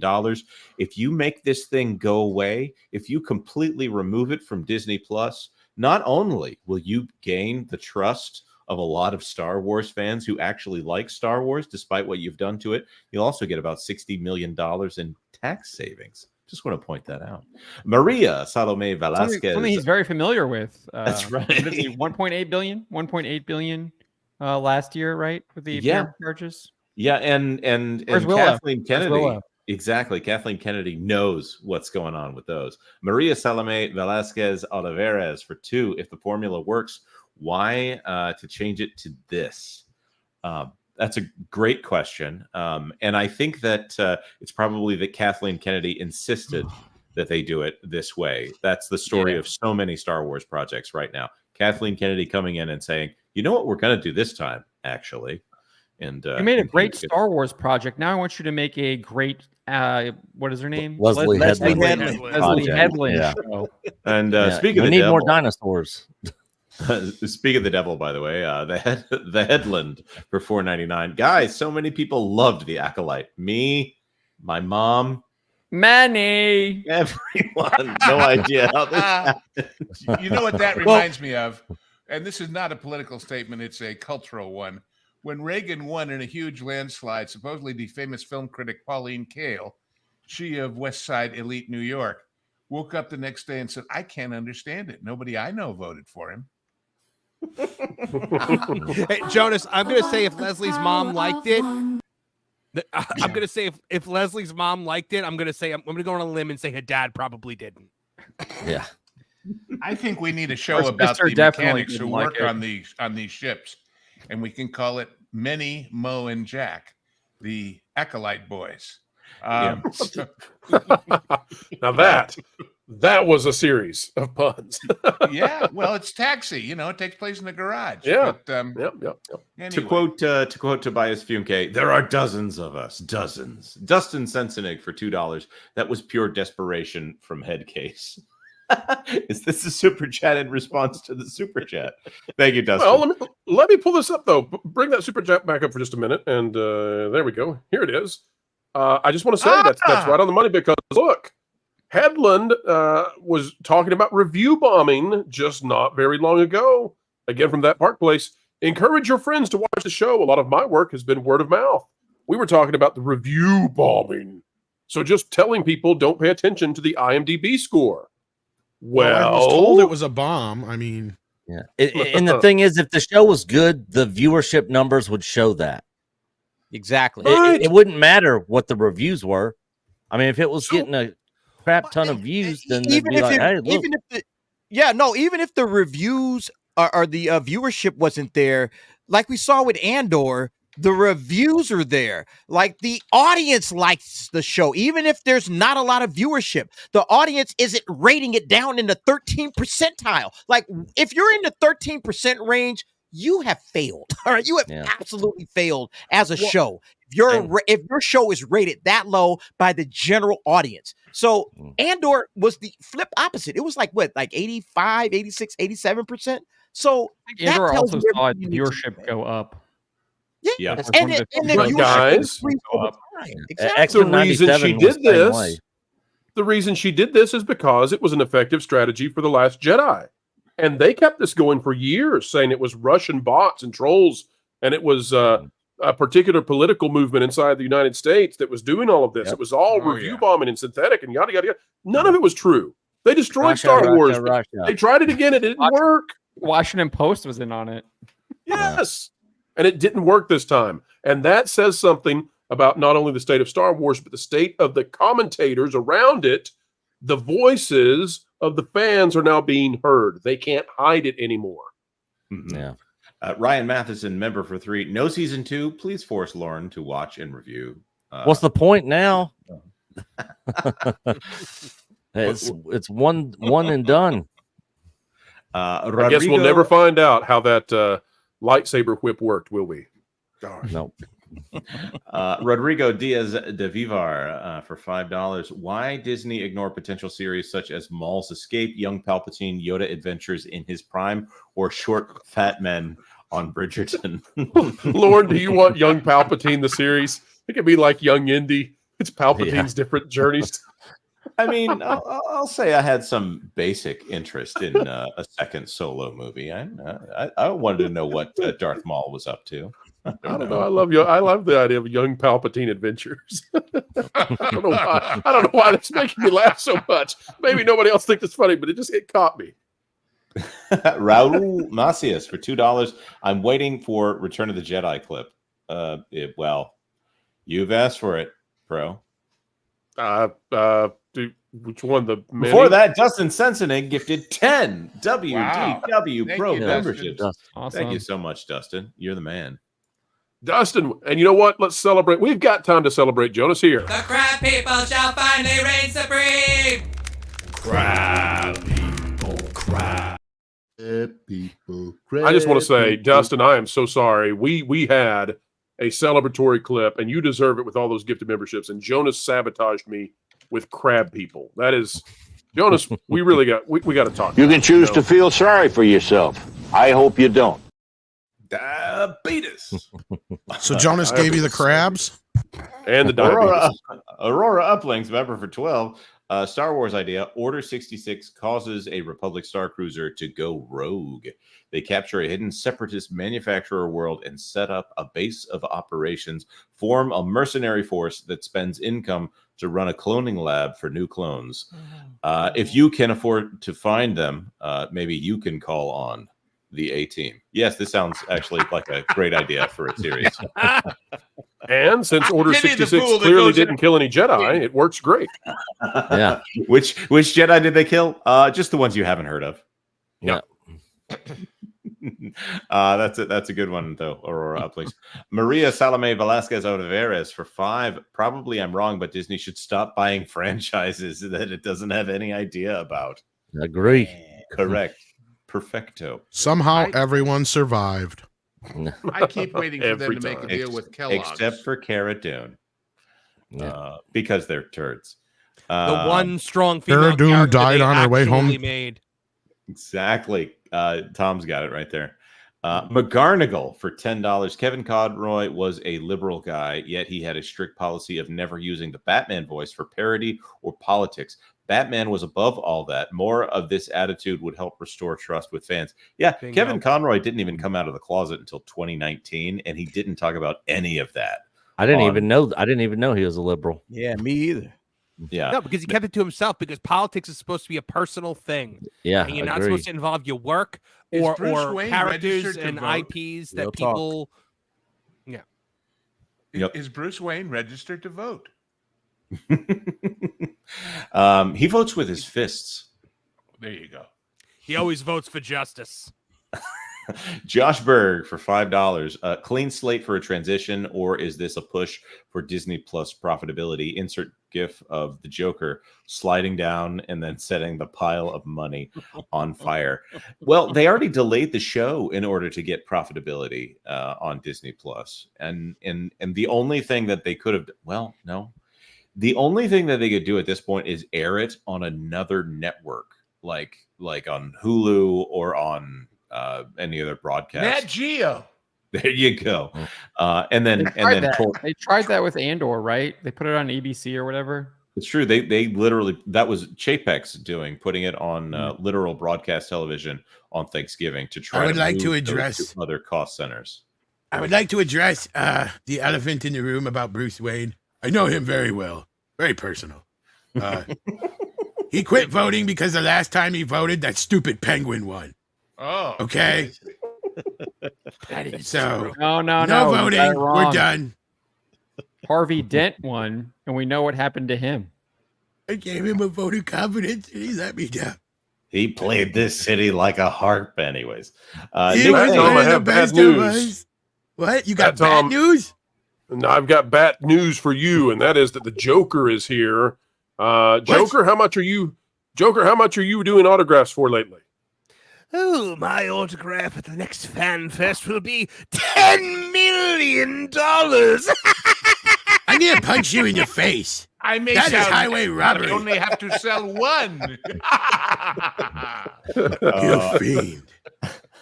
As is dead chicken for $20, missing a larger issue than bringing people back. I'm not MAGA, but Hamill is pushing more and more away. Just be quiet and hit your marks. I won't show Star Wars anymore to my children. There are a lot of dads who are done. My kids aren't even interested in Star Wars. This is an important super chat. This is really important because this is exactly right. It's not just that modern Star Wars is dead. They have actually made the original fans so disgusted with their franchise and with this studio that they're no longer sharing Star Wars with the kids. People aren't watching the OT anymore. That is a very important point, and I'm glad somebody made it. Excellent. Panelists, any counter thoughts to that? Everybody we're wrong? Did everybody forget that Luke Skywalker was one of the whiniest turds in the universe? Oh, I was going to Tashi Station to pick up some power. Get your work done, you little craphead. I used to watch the original trilogy at least once a year. I haven't watched it in probably 3, maybe 4 years at this point. Yep. Just no desire anymore. It's like when you know where something is going. Like I don't watch I don't rewatch Dexter because I know where it's going. You know, when you know what the ending is and it's not a place you want to go, you don't want to travel that road to get there anymore. Are you suggesting But you know what? that Like Mark Star Hamill Wars is wait. Star are you Wars was suggesting more. Oh, I'm sorry. Go ahead. that Mark Hamill is a serial killer? Oh my gosh. I was about to say, like, Star Wars was a bigger thing than just the story itself.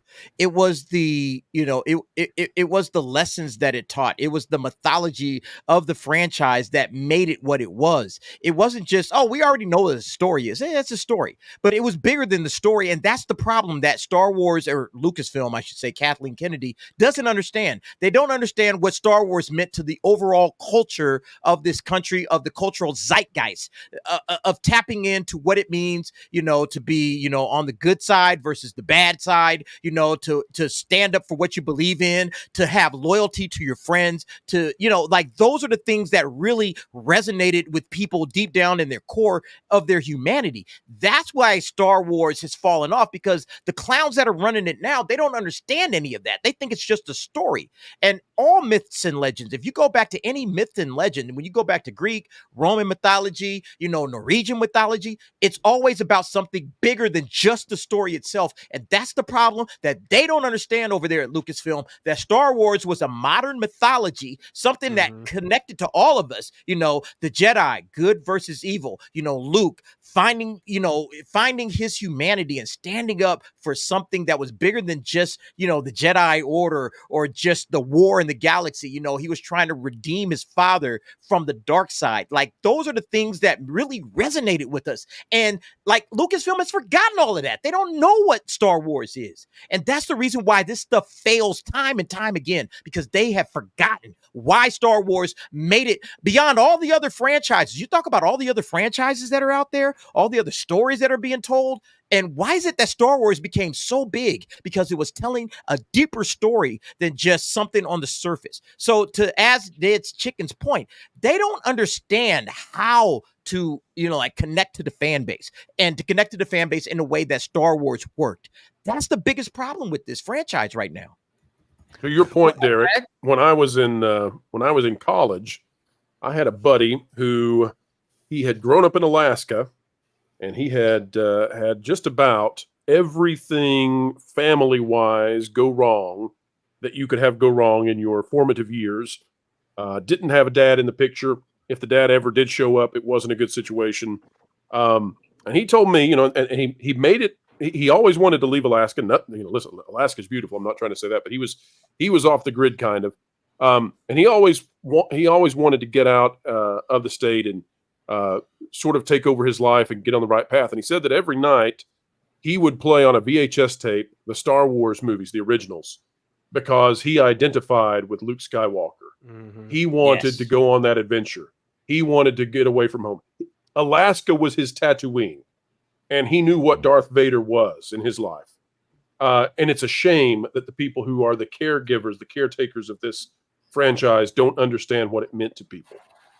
Yeah. They don't understand the mythology I'm behind actually, it all, man. Yeah, I'm actually able to compartmentalize it a bit and kind of have the OT in its own little box. You know, none of this other stuff really affects my enjoyment of those movies because they're my favorite movies of all time. So, except the special editions, right? Except for the special editions, yes, the original versions of the film, or the Adiwan special edition versions. If you guys have not seen those, highly recommend them. When you think about the way we were so invested in that universe, in that guy, we knew the names and backstories of every character in the background of Mos Eisley's Cantina, of Jabba's palace. We knew who Pruneface was, and we had his action figure. I can't name most main characters in modern Star Wars, let alone the background characters. It's just nowhere near the same thing. Agree. All right, now before we go any further, well, let's all hold for just a moment. I know that Lauren needs to hop off. Lauren is short on time. But Lauren, before you go, would you mind to share with the audience your thoughts about where Star Wars needs to go in the future, and also tell them about your channel? Right now, I think it just needs to go quiet for a while. I think they need to stop and reset and figure out this obviously isn't working, and they need to ask themselves why. You can appeal to hardcore fans and a casual audience. I don't think those two are mutually exclusive. And I think there's a lot of thinking that that's not true. It's a lot of times it's the hardcore fans that bring in the casual audience because the casual audience trusts the hardcore fans to tell you whether or not something is good. So I think the best thing that they could do right now is just go away and be quiet and sit and think about what you've done. Short of that, put them in the corner, Lauren. Put them in the corner. I'm out. Yep. Yeah, I mean, I think that's what they need. Short of that, you can find me at Lauren Connor on Twitter or Lauren Connor 9030 on YouTube. Fantastic. And Lauren, thank you for being here. And thank you for connecting the dots that I had not quite yet, which was that we got that, not just the announcement about the Mandalorian movie with Boba Fett, but also the implicit message about season 2 of Boba Fett, all combined together with the Acolyte season 2. And it was a much bigger story than I had originally anticipated. So thank you. Yep. Good to see you, Lauren. You bet. Talk to you all soon. My Lauren, see you at the Acolyte watch party. Okay, nice try. You know what my favorite ranter of all time, the DA just said, brings something to mind. Do you know what Star Wars really did, the original? We all talk about how he took a lot of it from World War II carrier movies and all of that. It gave the Vietnam era generation something they didn't have, an understanding of the World War II patriotism. Think about it for a minute. They couldn't identify with that, but they could in a galaxy far, far away. It was not just the style of the movie with the fighters trying to blow up the big thing. It was the era. It was what you said. It was making sacrifice for a greater good, something that they thought had been taken away from them by Vietnam. What a great That's what it was, it occurs to me. And that was why it was so powerful. And that was why it grabbed people like me who had friends dying left and right not too long before that came out. Something to care about. It's bigger than storytelling, and again, all mythologies are bigger because they speak to us on a human level that we probably don't really pay that close of attention to. But Star Wars spoke to, at least to me, I can't speak for everybody, but it spoke to me on a deeper human level when I saw Luke willing to sacrifice himself for his father in Return of the Jedi and say, you know what, Emperor, what you're talking about might sound pretty good. Okay, might sound great to anybody else, but I believe in something bigger than what it is you're talking about. I'm a Jedi, like my father before me. That's the kind of stuff that Star Wars doesn't dive into. And I don't understand it, because that's the stuff that made us love the franchise. Why don't they do that? Why do they just want to, give this like sheen? I don't know. This let's lightsabers and it's lore and it's come on, man. Tap into the humanity of us. That's the thing that we're missing. And without it's heroism and selflessness and family and faith, and those are things people have nothing of. Yes, and it seems like Hollywood doesn't understand that anymore. They don't understand why Star Wars is. Why does it tap into the human? They don't believe in it, Derek. They don't believe in it. That's the difference. They don't. Yes. Right. So when he says to believe or disbelieve. When Luke, they think it's about whether you have a whip versus a saber. They think it's about whether you're got funny horns on your head or whether you're blue. They think that's what we like. That's got nothing to do with it. Exactly. It's heart, it's soul, it's family, it's sacrifice, it's belief in a higher power. Period. When Luke decides that he's going to die if it takes it to save his father, and he says, I'm a Jedi like my father before me, what he is declaring there is the principled dignity that resides in people who choose to do the right thing. That is way deeper than a space opera with flashy ships and lightsabers and all of that. Those things sell toys. But if you don't have the heart, then you won't do anything with this. You've essentially got a meaningless series of special effects. George realized that the special effects serve the purpose of the heart. And that's what has been lost. Guys, can I break up this poignant and deep conversation with something ludicrous? Tom, do you got anything else from the Disney National Convention going on right now in Chicago? Tom, what do you got? We've caught Tom off guard. They've taken him. Well, I'm very confused on what's going on. There's mostly fiery but peaceful protesting going on outside. I don't know if it's over J.J. Abrams. Is Mickey still throwing Molotovs, Tom? Is Mickey still throwing the Molotovs? Mickey is AWOL. We still haven't seen Mickey, Donald, Goofy, Bob Iger, or Kathleen Kennedy here at the Disney National Convention in Chicago. I'm kind of scared. There's a lot of There's a lot of blue-haired land whales and evil queens here. I'm scared. Tom, you update us if you find Dana Walden hanging around there. She'll be at the bar. All right. So I get a little loose there. The one thing I think Disney acts in malice. I think they 100% understand a lot of this stuff. I think the people there know it. I think when we saw The Force Awakens came out 2015, right? You have to remember the political atmosphere it came in. We know that Bob Iger was trying to kind of position himself as a future presidential candidate for the DNC. I think that they wanted to create an army, and I think they effectively did create one for about 4 or 5 years. We saw what they were able to do to Gina Carano in, 2019?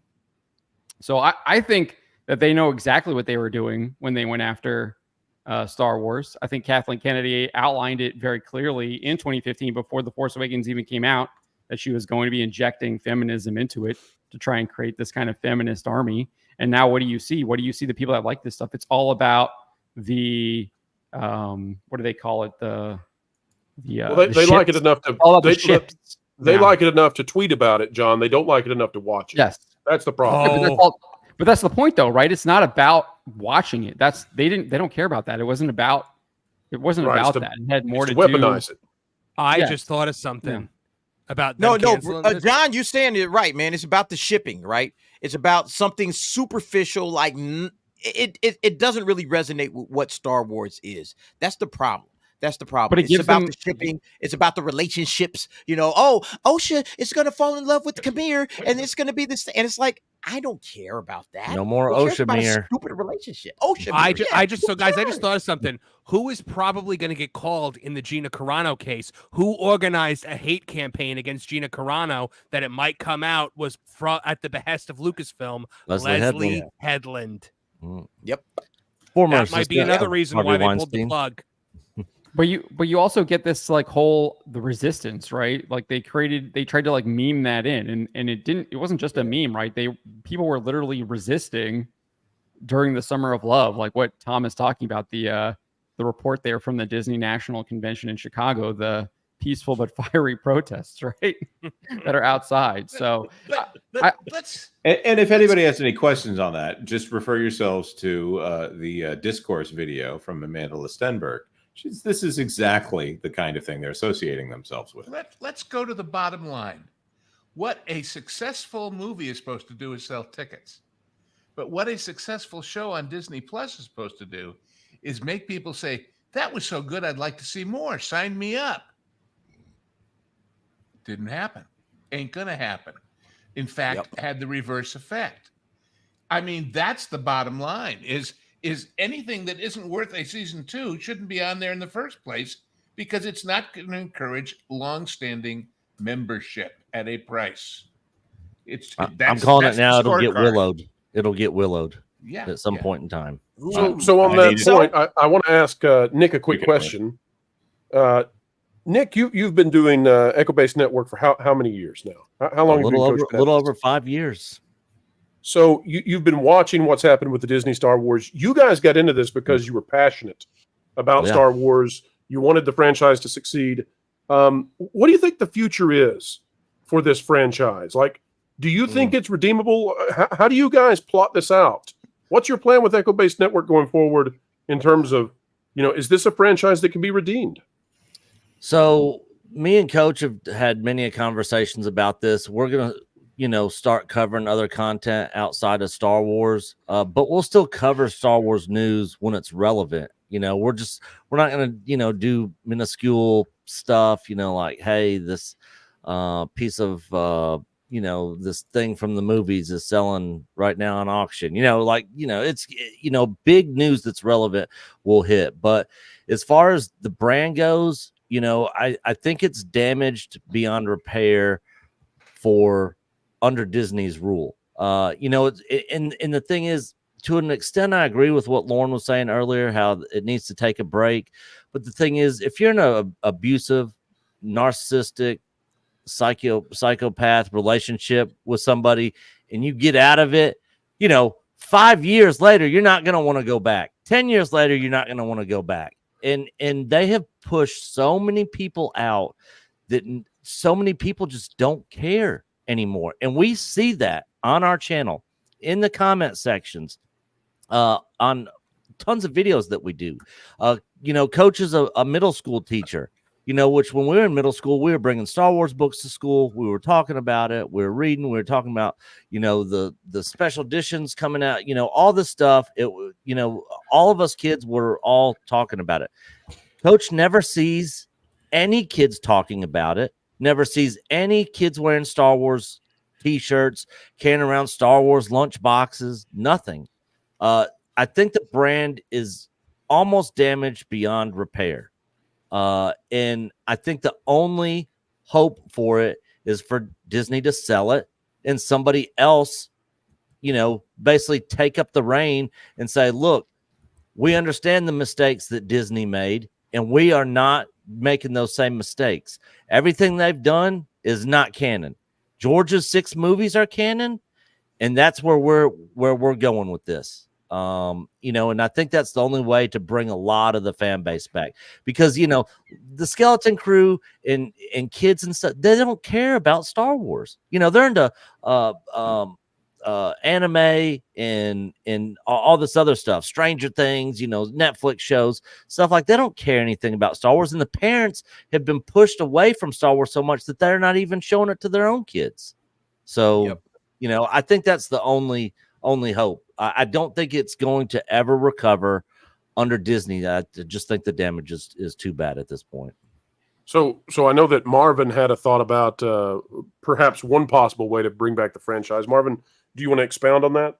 Sure. Yeah. I think that the problem that Star Wars and modern Lucasfilm is kind of running into right now is the same problem Disney's running into with their parks division. Instead of developing new ground, they're paving over the same areas over and over and over again. How many properties can we have that take place between episodes 3 and 4? How many properties can we have that takes place between Return of the Jedi and The Force Awakens? You're always running into something. There's always something. There's always a block that's going to stop you from going forward.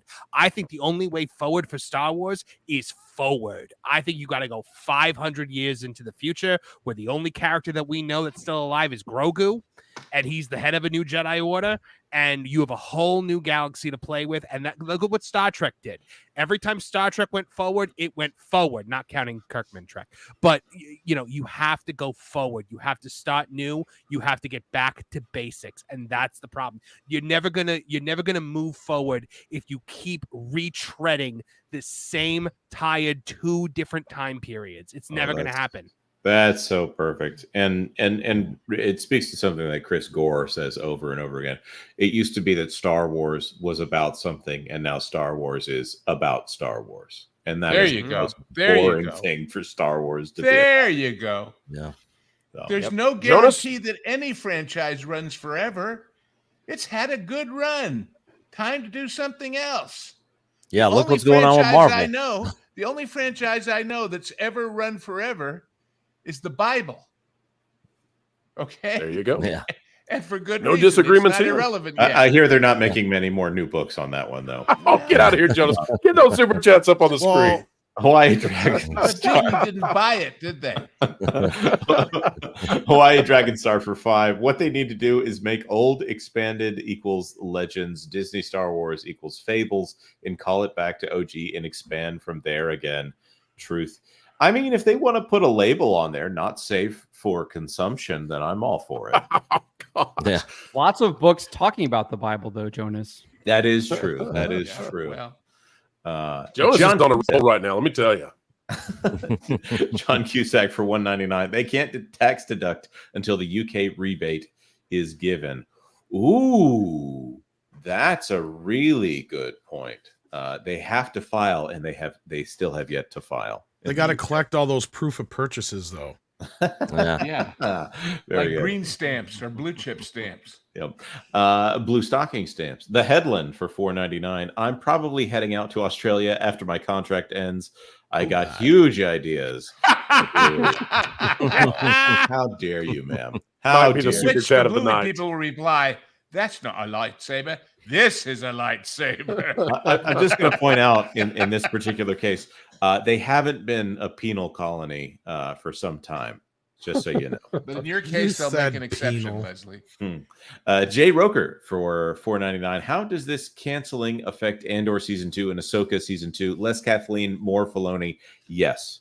Andor Season 2 was pretty much shot before the strikes. And Ahsoka Season 2 is greenlit. They're probably not going to go back on that one at this point. Yeah, we actually like got Robbie word. Johnson. Yeah, we actually got word from somebody who's directly involved with Ahsoka Season 2, who's one of the cast members of the show, that said they're actually starting filming next April with Ahsoka Season 2. That's a long way. So you're saying April 2025? Yep. I have a feeling that Grogu movie will possibly tie into all that too. I think that the Filoni movie is going to happen too. I think that there's no way that doesn't happen at this point. Oh yeah, that would put Ahsoka Season 2 out in 2026. Yeah. There's a Sean Levy movie too in development, the Deadpool and Wolverine director as well. Yep. That might actually happen because he didn't have a flop. So, so after what's coming after Andor Season 2? Is it Mando and Grogu? Is that the only thing we have official? I believe so. Yeah, I think so. They've said there's another 2 movies, but they haven't said what they are. I'm sure there's something animated that they haven't mentioned. Don't forget the Rey trilogy. You guys are forgetting the Rey trilogy. And then we've got to do and Ryan Johnson is done. He's done with his Knives Out trilogy. So yeah, Ryan Johnson's going to be eating Jello at assisted living, making that trilogy. All I know is if Ryan Johnson gets to make his trilogy, we're going to be eating good for a while. Oh yeah, it's going to make for great content on YouTube. You know, one thing I will say about George Lucas, he drove me nuts with the redoing of the same film and endless tinkering, but at least he cared enough to redo these things and try to perfect them. Rise of Skywalker is just out there as the turd that it is. It's just sitting there on the street, festering in the sun. Cyrano 29.6 for $5. That's JJ. That's not Ryan, though. That's JJ Abrams. That's true. That's true. No, not on a cliffhanger. Going to need a moment alone, boy. Whatever happened when Yoda heard that? What did he do? We will never know. Where shall we hear the story? Forget this, I will. Oh. Mystery. Never heard it. I did. I sound like Scooby-Doo, and Tom sounds like the orcs from Warcraft 2. Much to learn you have. Butterbombs gifted. One day we'll find out how many gifted memberships Butterbombs gave. Thank you, Butterbums, for the 10 gifted memberships. Thank you very much. Tom's got it right there. That's why I like Tom. Thank you very much, Butterbumps, for that. And hey, it's Space Dave 2000 for $2 Canadian. Might be broke, but even I need to celebrate this. Thank you very much, Space Dave, and I hope that you are doing well.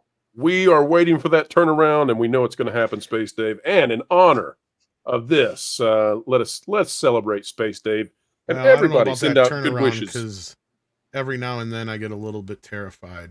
I thought you were gonna have another update from the Disney National Convention. No, I'm done. Tom, have that ready. Right on the next episode of Space Dave 2000. Well, hello there, Space Dave 2000. I see you've brought Josh Hammond to help you this time. But you bandits of bumbling buffoonery will have no success against me, for I, Skeletor, will defeat you. How will Space Dave 2000 defeat Skeletor this time? Will Josh Hammond be able to use his Ray of Destiny? Tune in to Space Dave 2000 tomorrow. Actually, the President of the United States is about to speak. Let's see what he's got to say here. Oh, I'm here to tell you that I got paid and I'm out. Being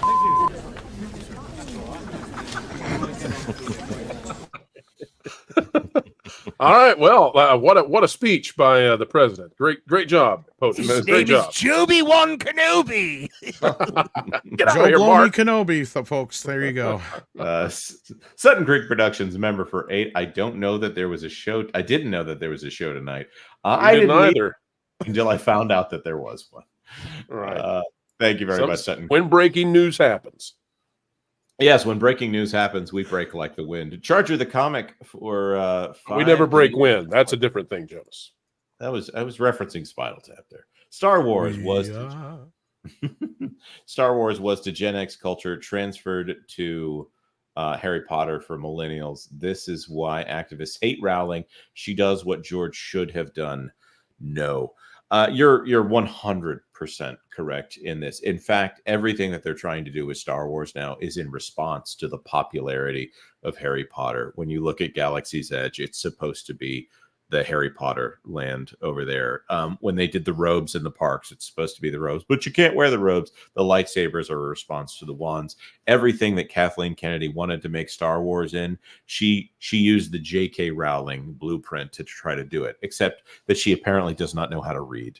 So, yeah, everything that they want Star Wars to be right now, they were hoping for a Harry Potter. And let's just say they missed the mark on both franchises there. Yeah, butterbeer they have not.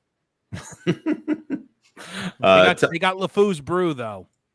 It's better than blue milk, and way better than green milk. Oh, everybody makes that face when they have blue milk. Thomas Preston, member for 7. So does this mean no Lorne watching for charity? We're not done bothering him about that. I That's the perfect way to say it. Lorne still needs to see it, man. He needs to be there with us so he can understand. You know, it's like being tased. You can't be a police officer without being tased. I don't want to. Right, exactly. We gotta just keep putting up Sarah McLachlan commercials of sad animals in front of him and being like, Lauren, this is who we could be helping right now. Are you really gonna say no to this cat with one eye? Can I just interject?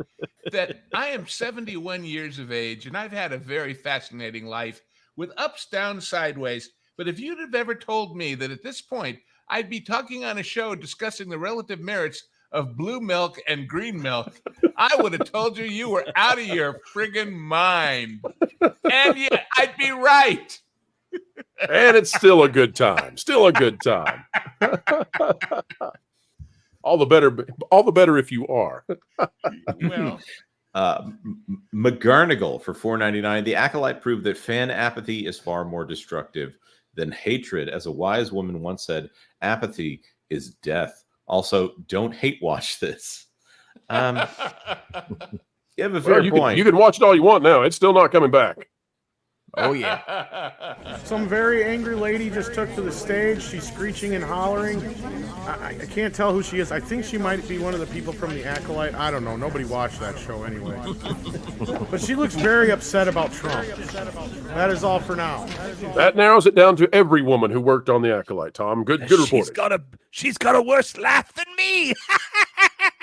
No, it was Hillary, and she was telling us that Bill had many. 6 for $10. Oh, I love you, 6. Correspondent Tom, stop, drop, and roll. Save yourself. Thank you for your sacrifice. Hi, Jonas.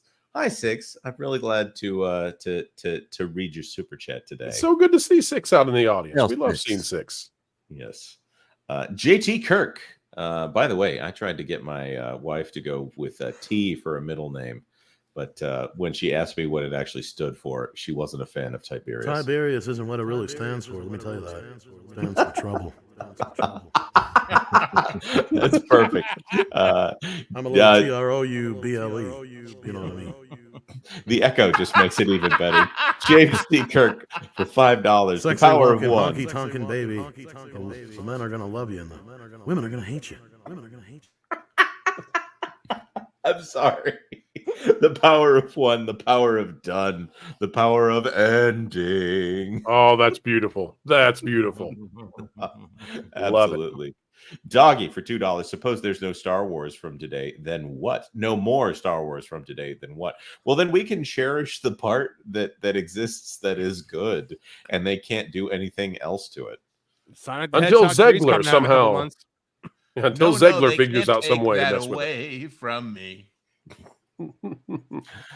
John Maynard for $4.99. Bob needs to scapegoat KK and Dave Filoni and sue them for destroying all of Lucasfilm. It's Lucasfilm, I think. Well, Gina's doing that for him. Don't worry. But he's not on the right side of it. Yeah. Yep. I'm interested to see how mediation turns out. We're going to wait a long time on that one. Andrew M, member for 2, couldn't do this without the gifters. I truly thank you. Well, I'm going to say you're welcome on behalf of those who do that, but also Jay gifted 5 WDW Pro memberships. Wow, thank you, Jay. Nice. Wowee! You know what that means? The letter of the day is J. Jay. Yeah. That's perfect. And also I want to point out that Sutton Creek Productions gifted 10 WDW Pro memberships. Fantastic. And you know what? We need one more spit take. At least that's what I hear. Wait, what? Let's go. Jabba, right? Oh no! We're gonna do it.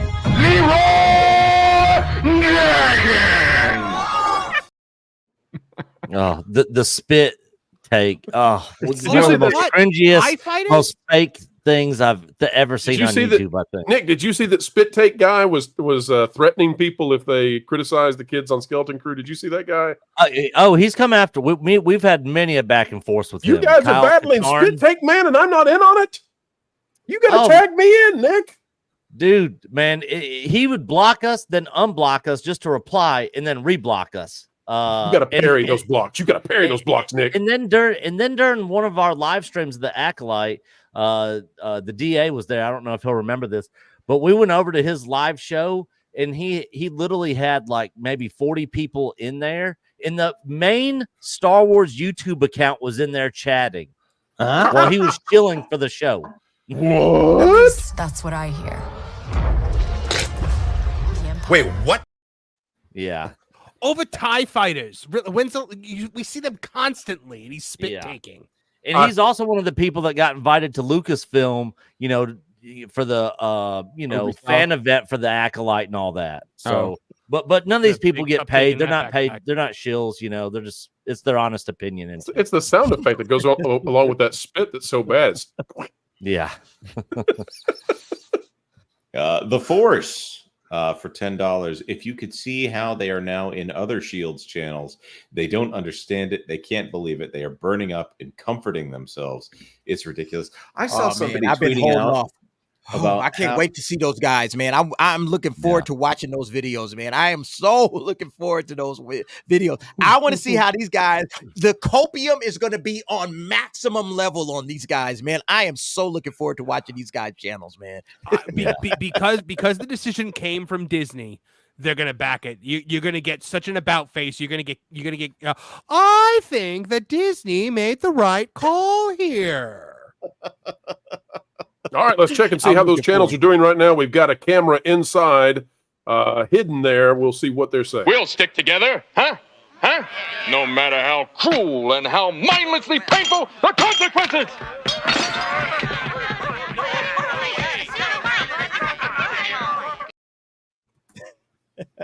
All right, this just in. Their audiences are gone. They have no relevance. Darn. They are also the source of the "There Are More of Us" campaign. Yeah, we talk about. He was the main one that started that whole thing, and he's the one that took it down because they didn't have enough diversity in their video. Are you kidding me? Yeah, just keep going. Beautiful, beautiful. Kamchi for $1.99. Is it really canceled? It sounds too good to be true. That's the rumor. Yep. And if it's coming from Deadline and Variety, you can pretty much count the rumor as pretty much fact. Yep. Jim Jam for $10. Imagine rounding up the weirdest guys at your local comic book shop and having them write the next big Hallmark romance movie. Probably wouldn't be very romantic. That's Star Wars at the moment. Oh man, I'm not gonna lie, Jonas. I'd watch the heck out of that. Oh man. Basically be a parody. As long as the Babylon Bee produced it. I felt very excluded as a fan of, A Prince for Christmas or whatever. If that's a real title, I don't know. It sounds that's a pretty good one. Of Lust and Cheeto Dust. And I always thought there's not enough like normal looking dudes on these. Maybe an overweight, perhaps 20-year-old guy with Cheeto dust all over his shirt. That's the representation we need in A Prince for Christmas. Yeah, him and the wife fighting, constantly going back and forth, bickering, Oh, yeah. One of them's got to... Anyways, Cyrano 2960 gifted one WDW Pro membership. Thank you very much, Cyrano 2960. Thank you. It's appreciated. All righty. Jonas, are we done with Super Chats? Well, we do have, want to say thank you again to Photon Empress. Oh, there is one more right here. Brian the Mac. Preach, Jonah. Willow the heck out of this show. There you go. Well, thank you, Brian the Mac, and again, power to the 199. All right, folks, it is that time. It's time to say goodbye. But what fun we've had before we... Pro. I don't know if we've seen it yet because I dipped away for a couple of seconds. Can I just get, because this is to me, this is just a celebration. Can I get a little Lex Grossman? I know you got that somewhere down in there, right?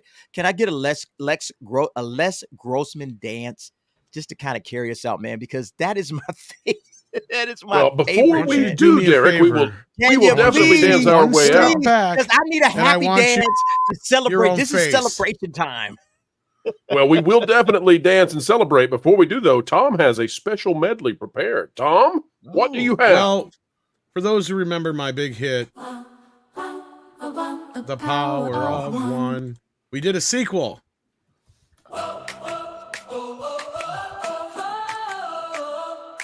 We tried an acolyte died. We know there are more of us than there are of you. This is us. I don't understand. It was probably because of a man. The season of one with no season two. Now Leslie doesn't know what to do. Man, all these internet critics are so mean. Maybe we can get help from Daddy Weinstein. We were review bombed, and all the racist men wouldn't let us have have no fun. So now This the is pretty good. Acolyte is done. We were review bomb, and all the racist men wouldn't let us have no fun. So now the Acolyte is done. That is done. We were review bombed. All the racist men wouldn't let us have no fun. So now the Acolyte is done. We were review bombed, and all the racist men wouldn't let us have no fun. So now the Acolyte is done. Tom, I've never done this for a panelist. I love it. Pro, it's Great gotta go in job, the Tom. rotation Great of job. Vacation Great Radio. job, bro. Great job. Tom, I've never done this for a panelist before, but you earned this one. God dang it, from the bottom of our hearts here on the WDW Pro Channel, thank you.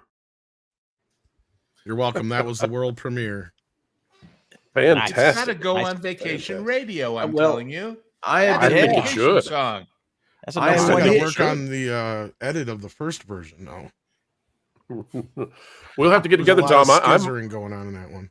Yeah, I okay. So we've apparently missed a super chat, and I've been trying to look back to find it, and I've missed it here for 150 UYU from Odan 87.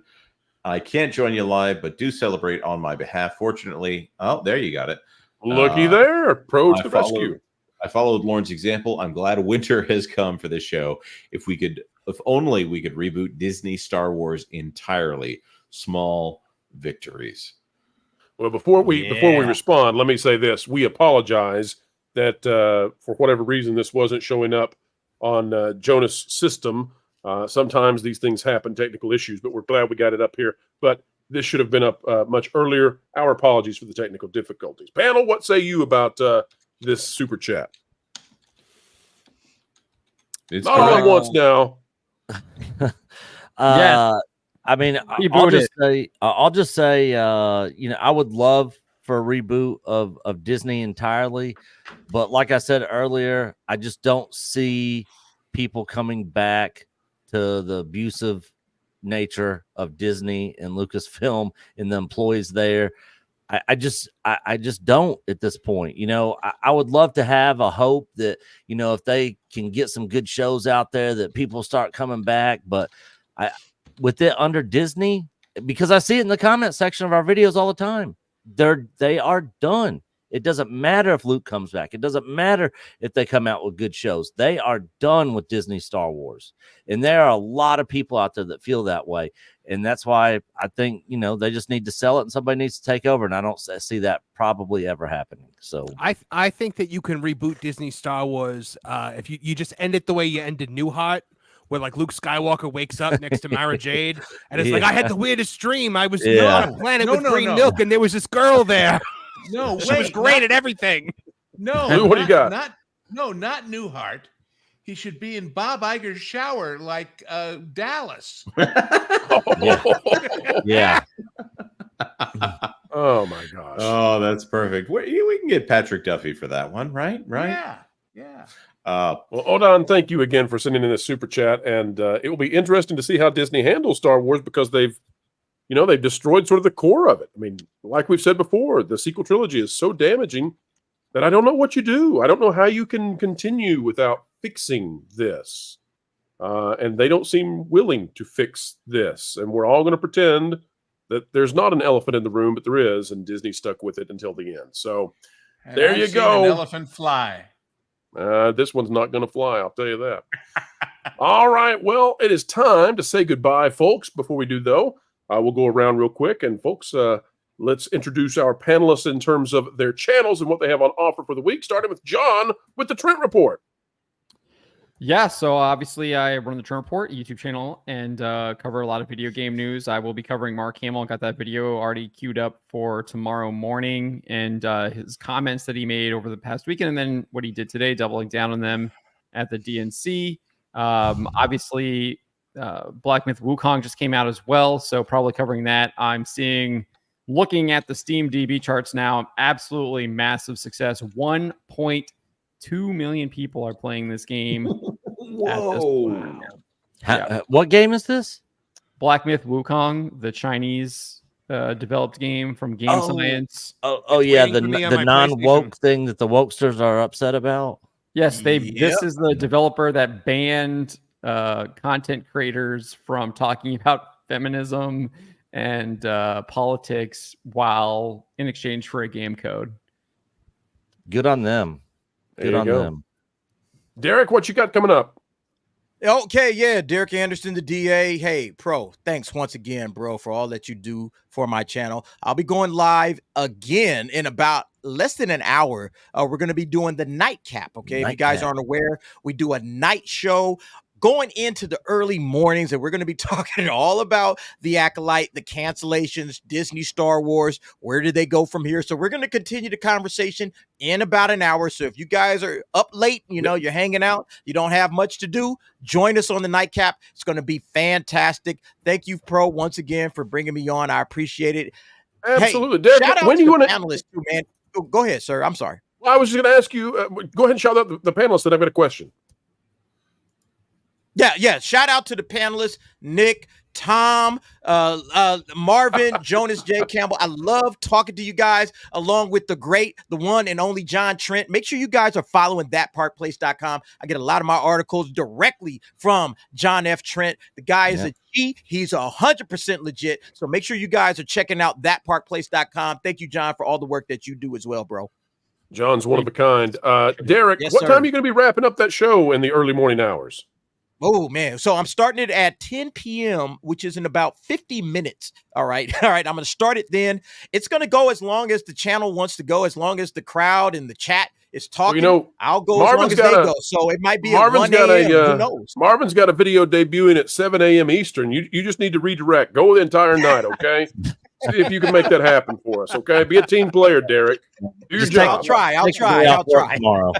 Take one for the team. Nick, thanks for stopping by on over here with us. Was it okay? Was it fun? Yeah, it was. Thanks for the invite. And what are you guys doing over on the EBN? What are you guys going to be doing? So we also, me and Mexican Iron Man did a video covering the Mark Hamill stuff. Like John Trent was saying, we are also going to be dropping a video talking about the same stuff tomorrow afternoon. And then I got a couple other videos in mind that I'm working on. Then, of course, our Thursday night live stream at 7 o'clock Central Time. And then every Friday, pre-FNT kickoff, EBN cast from 2 to 3 o'clock Central Time. With me, Mexican Iron Man, Stone Loki, and the one and only John F. Trent. Fantastic. Marvin, tell them about your place on the web. Oh, gosh. Tooneytown TV, still on new channel, just started back in May. And this Thursday night at 8 p.m., we're going to be live for Toonie Talk TV. That's going to be a live stream pop culture discussion celebrating 2,500 subscribers in just 3 months. So, hopefully we're going to have some special guests. Anybody on this panel is obviously welcome to join in. And we hope to see you guys there. We also got Tooneytown Wrestling. We got Toonie Talk Wrestling on a live stream show tomorrow night at 8 p.m., along with new song parodies coming out and new episodes of the Headlock Headlines. So come check it out. And Tooneytown TV's got daily content dropping on the channel every morning at 7 a.m. And I'm also over on That Game Place. So, check us out over there. I'm going to be reviewing Black Myth Wukong. It's waiting for me on my PlayStation right now. And that's right where I'm heading to go right after this. And also check out That Park Place, where I'm the theme park reporter and I write all the theme park articles over there. And I got a bunch ready to drop for this week. So, oh boy, there's a lot going on tomorrow. So, yeah, check it out.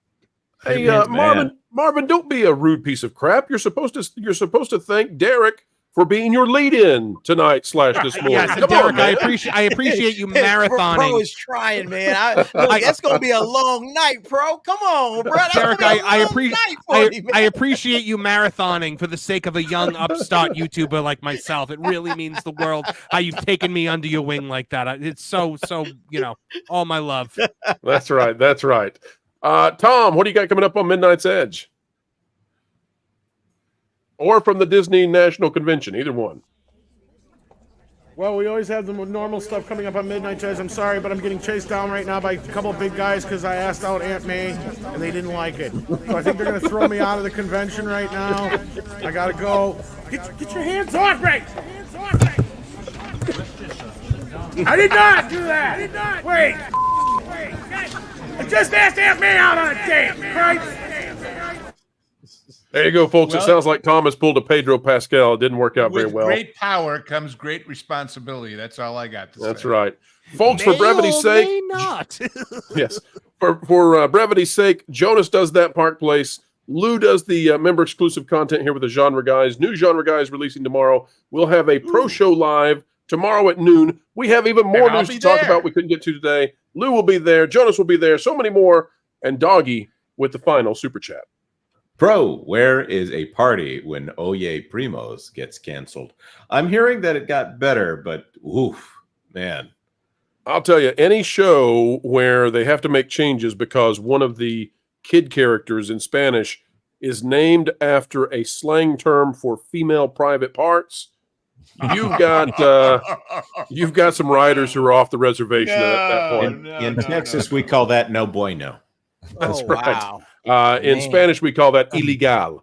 All right, folks, we're going to see you real soon in just a few hours, actually. But go on over to the Derek with the DA.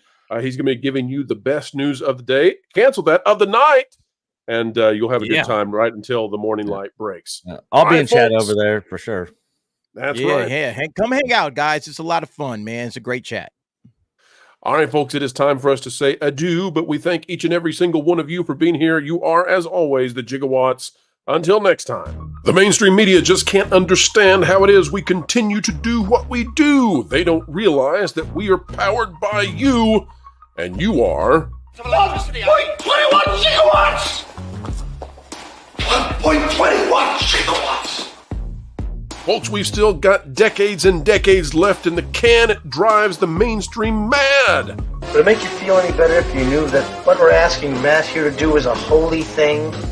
You see, we're on a mission from God. We're on a mission from God. Now you're gonna put me right back in the joint. They're not gonna catch us. We're on a mission from God. So, folks, as we always say, as we end each and every show here, and we mean it, keep learning, keep growing, and as always, keep having fun.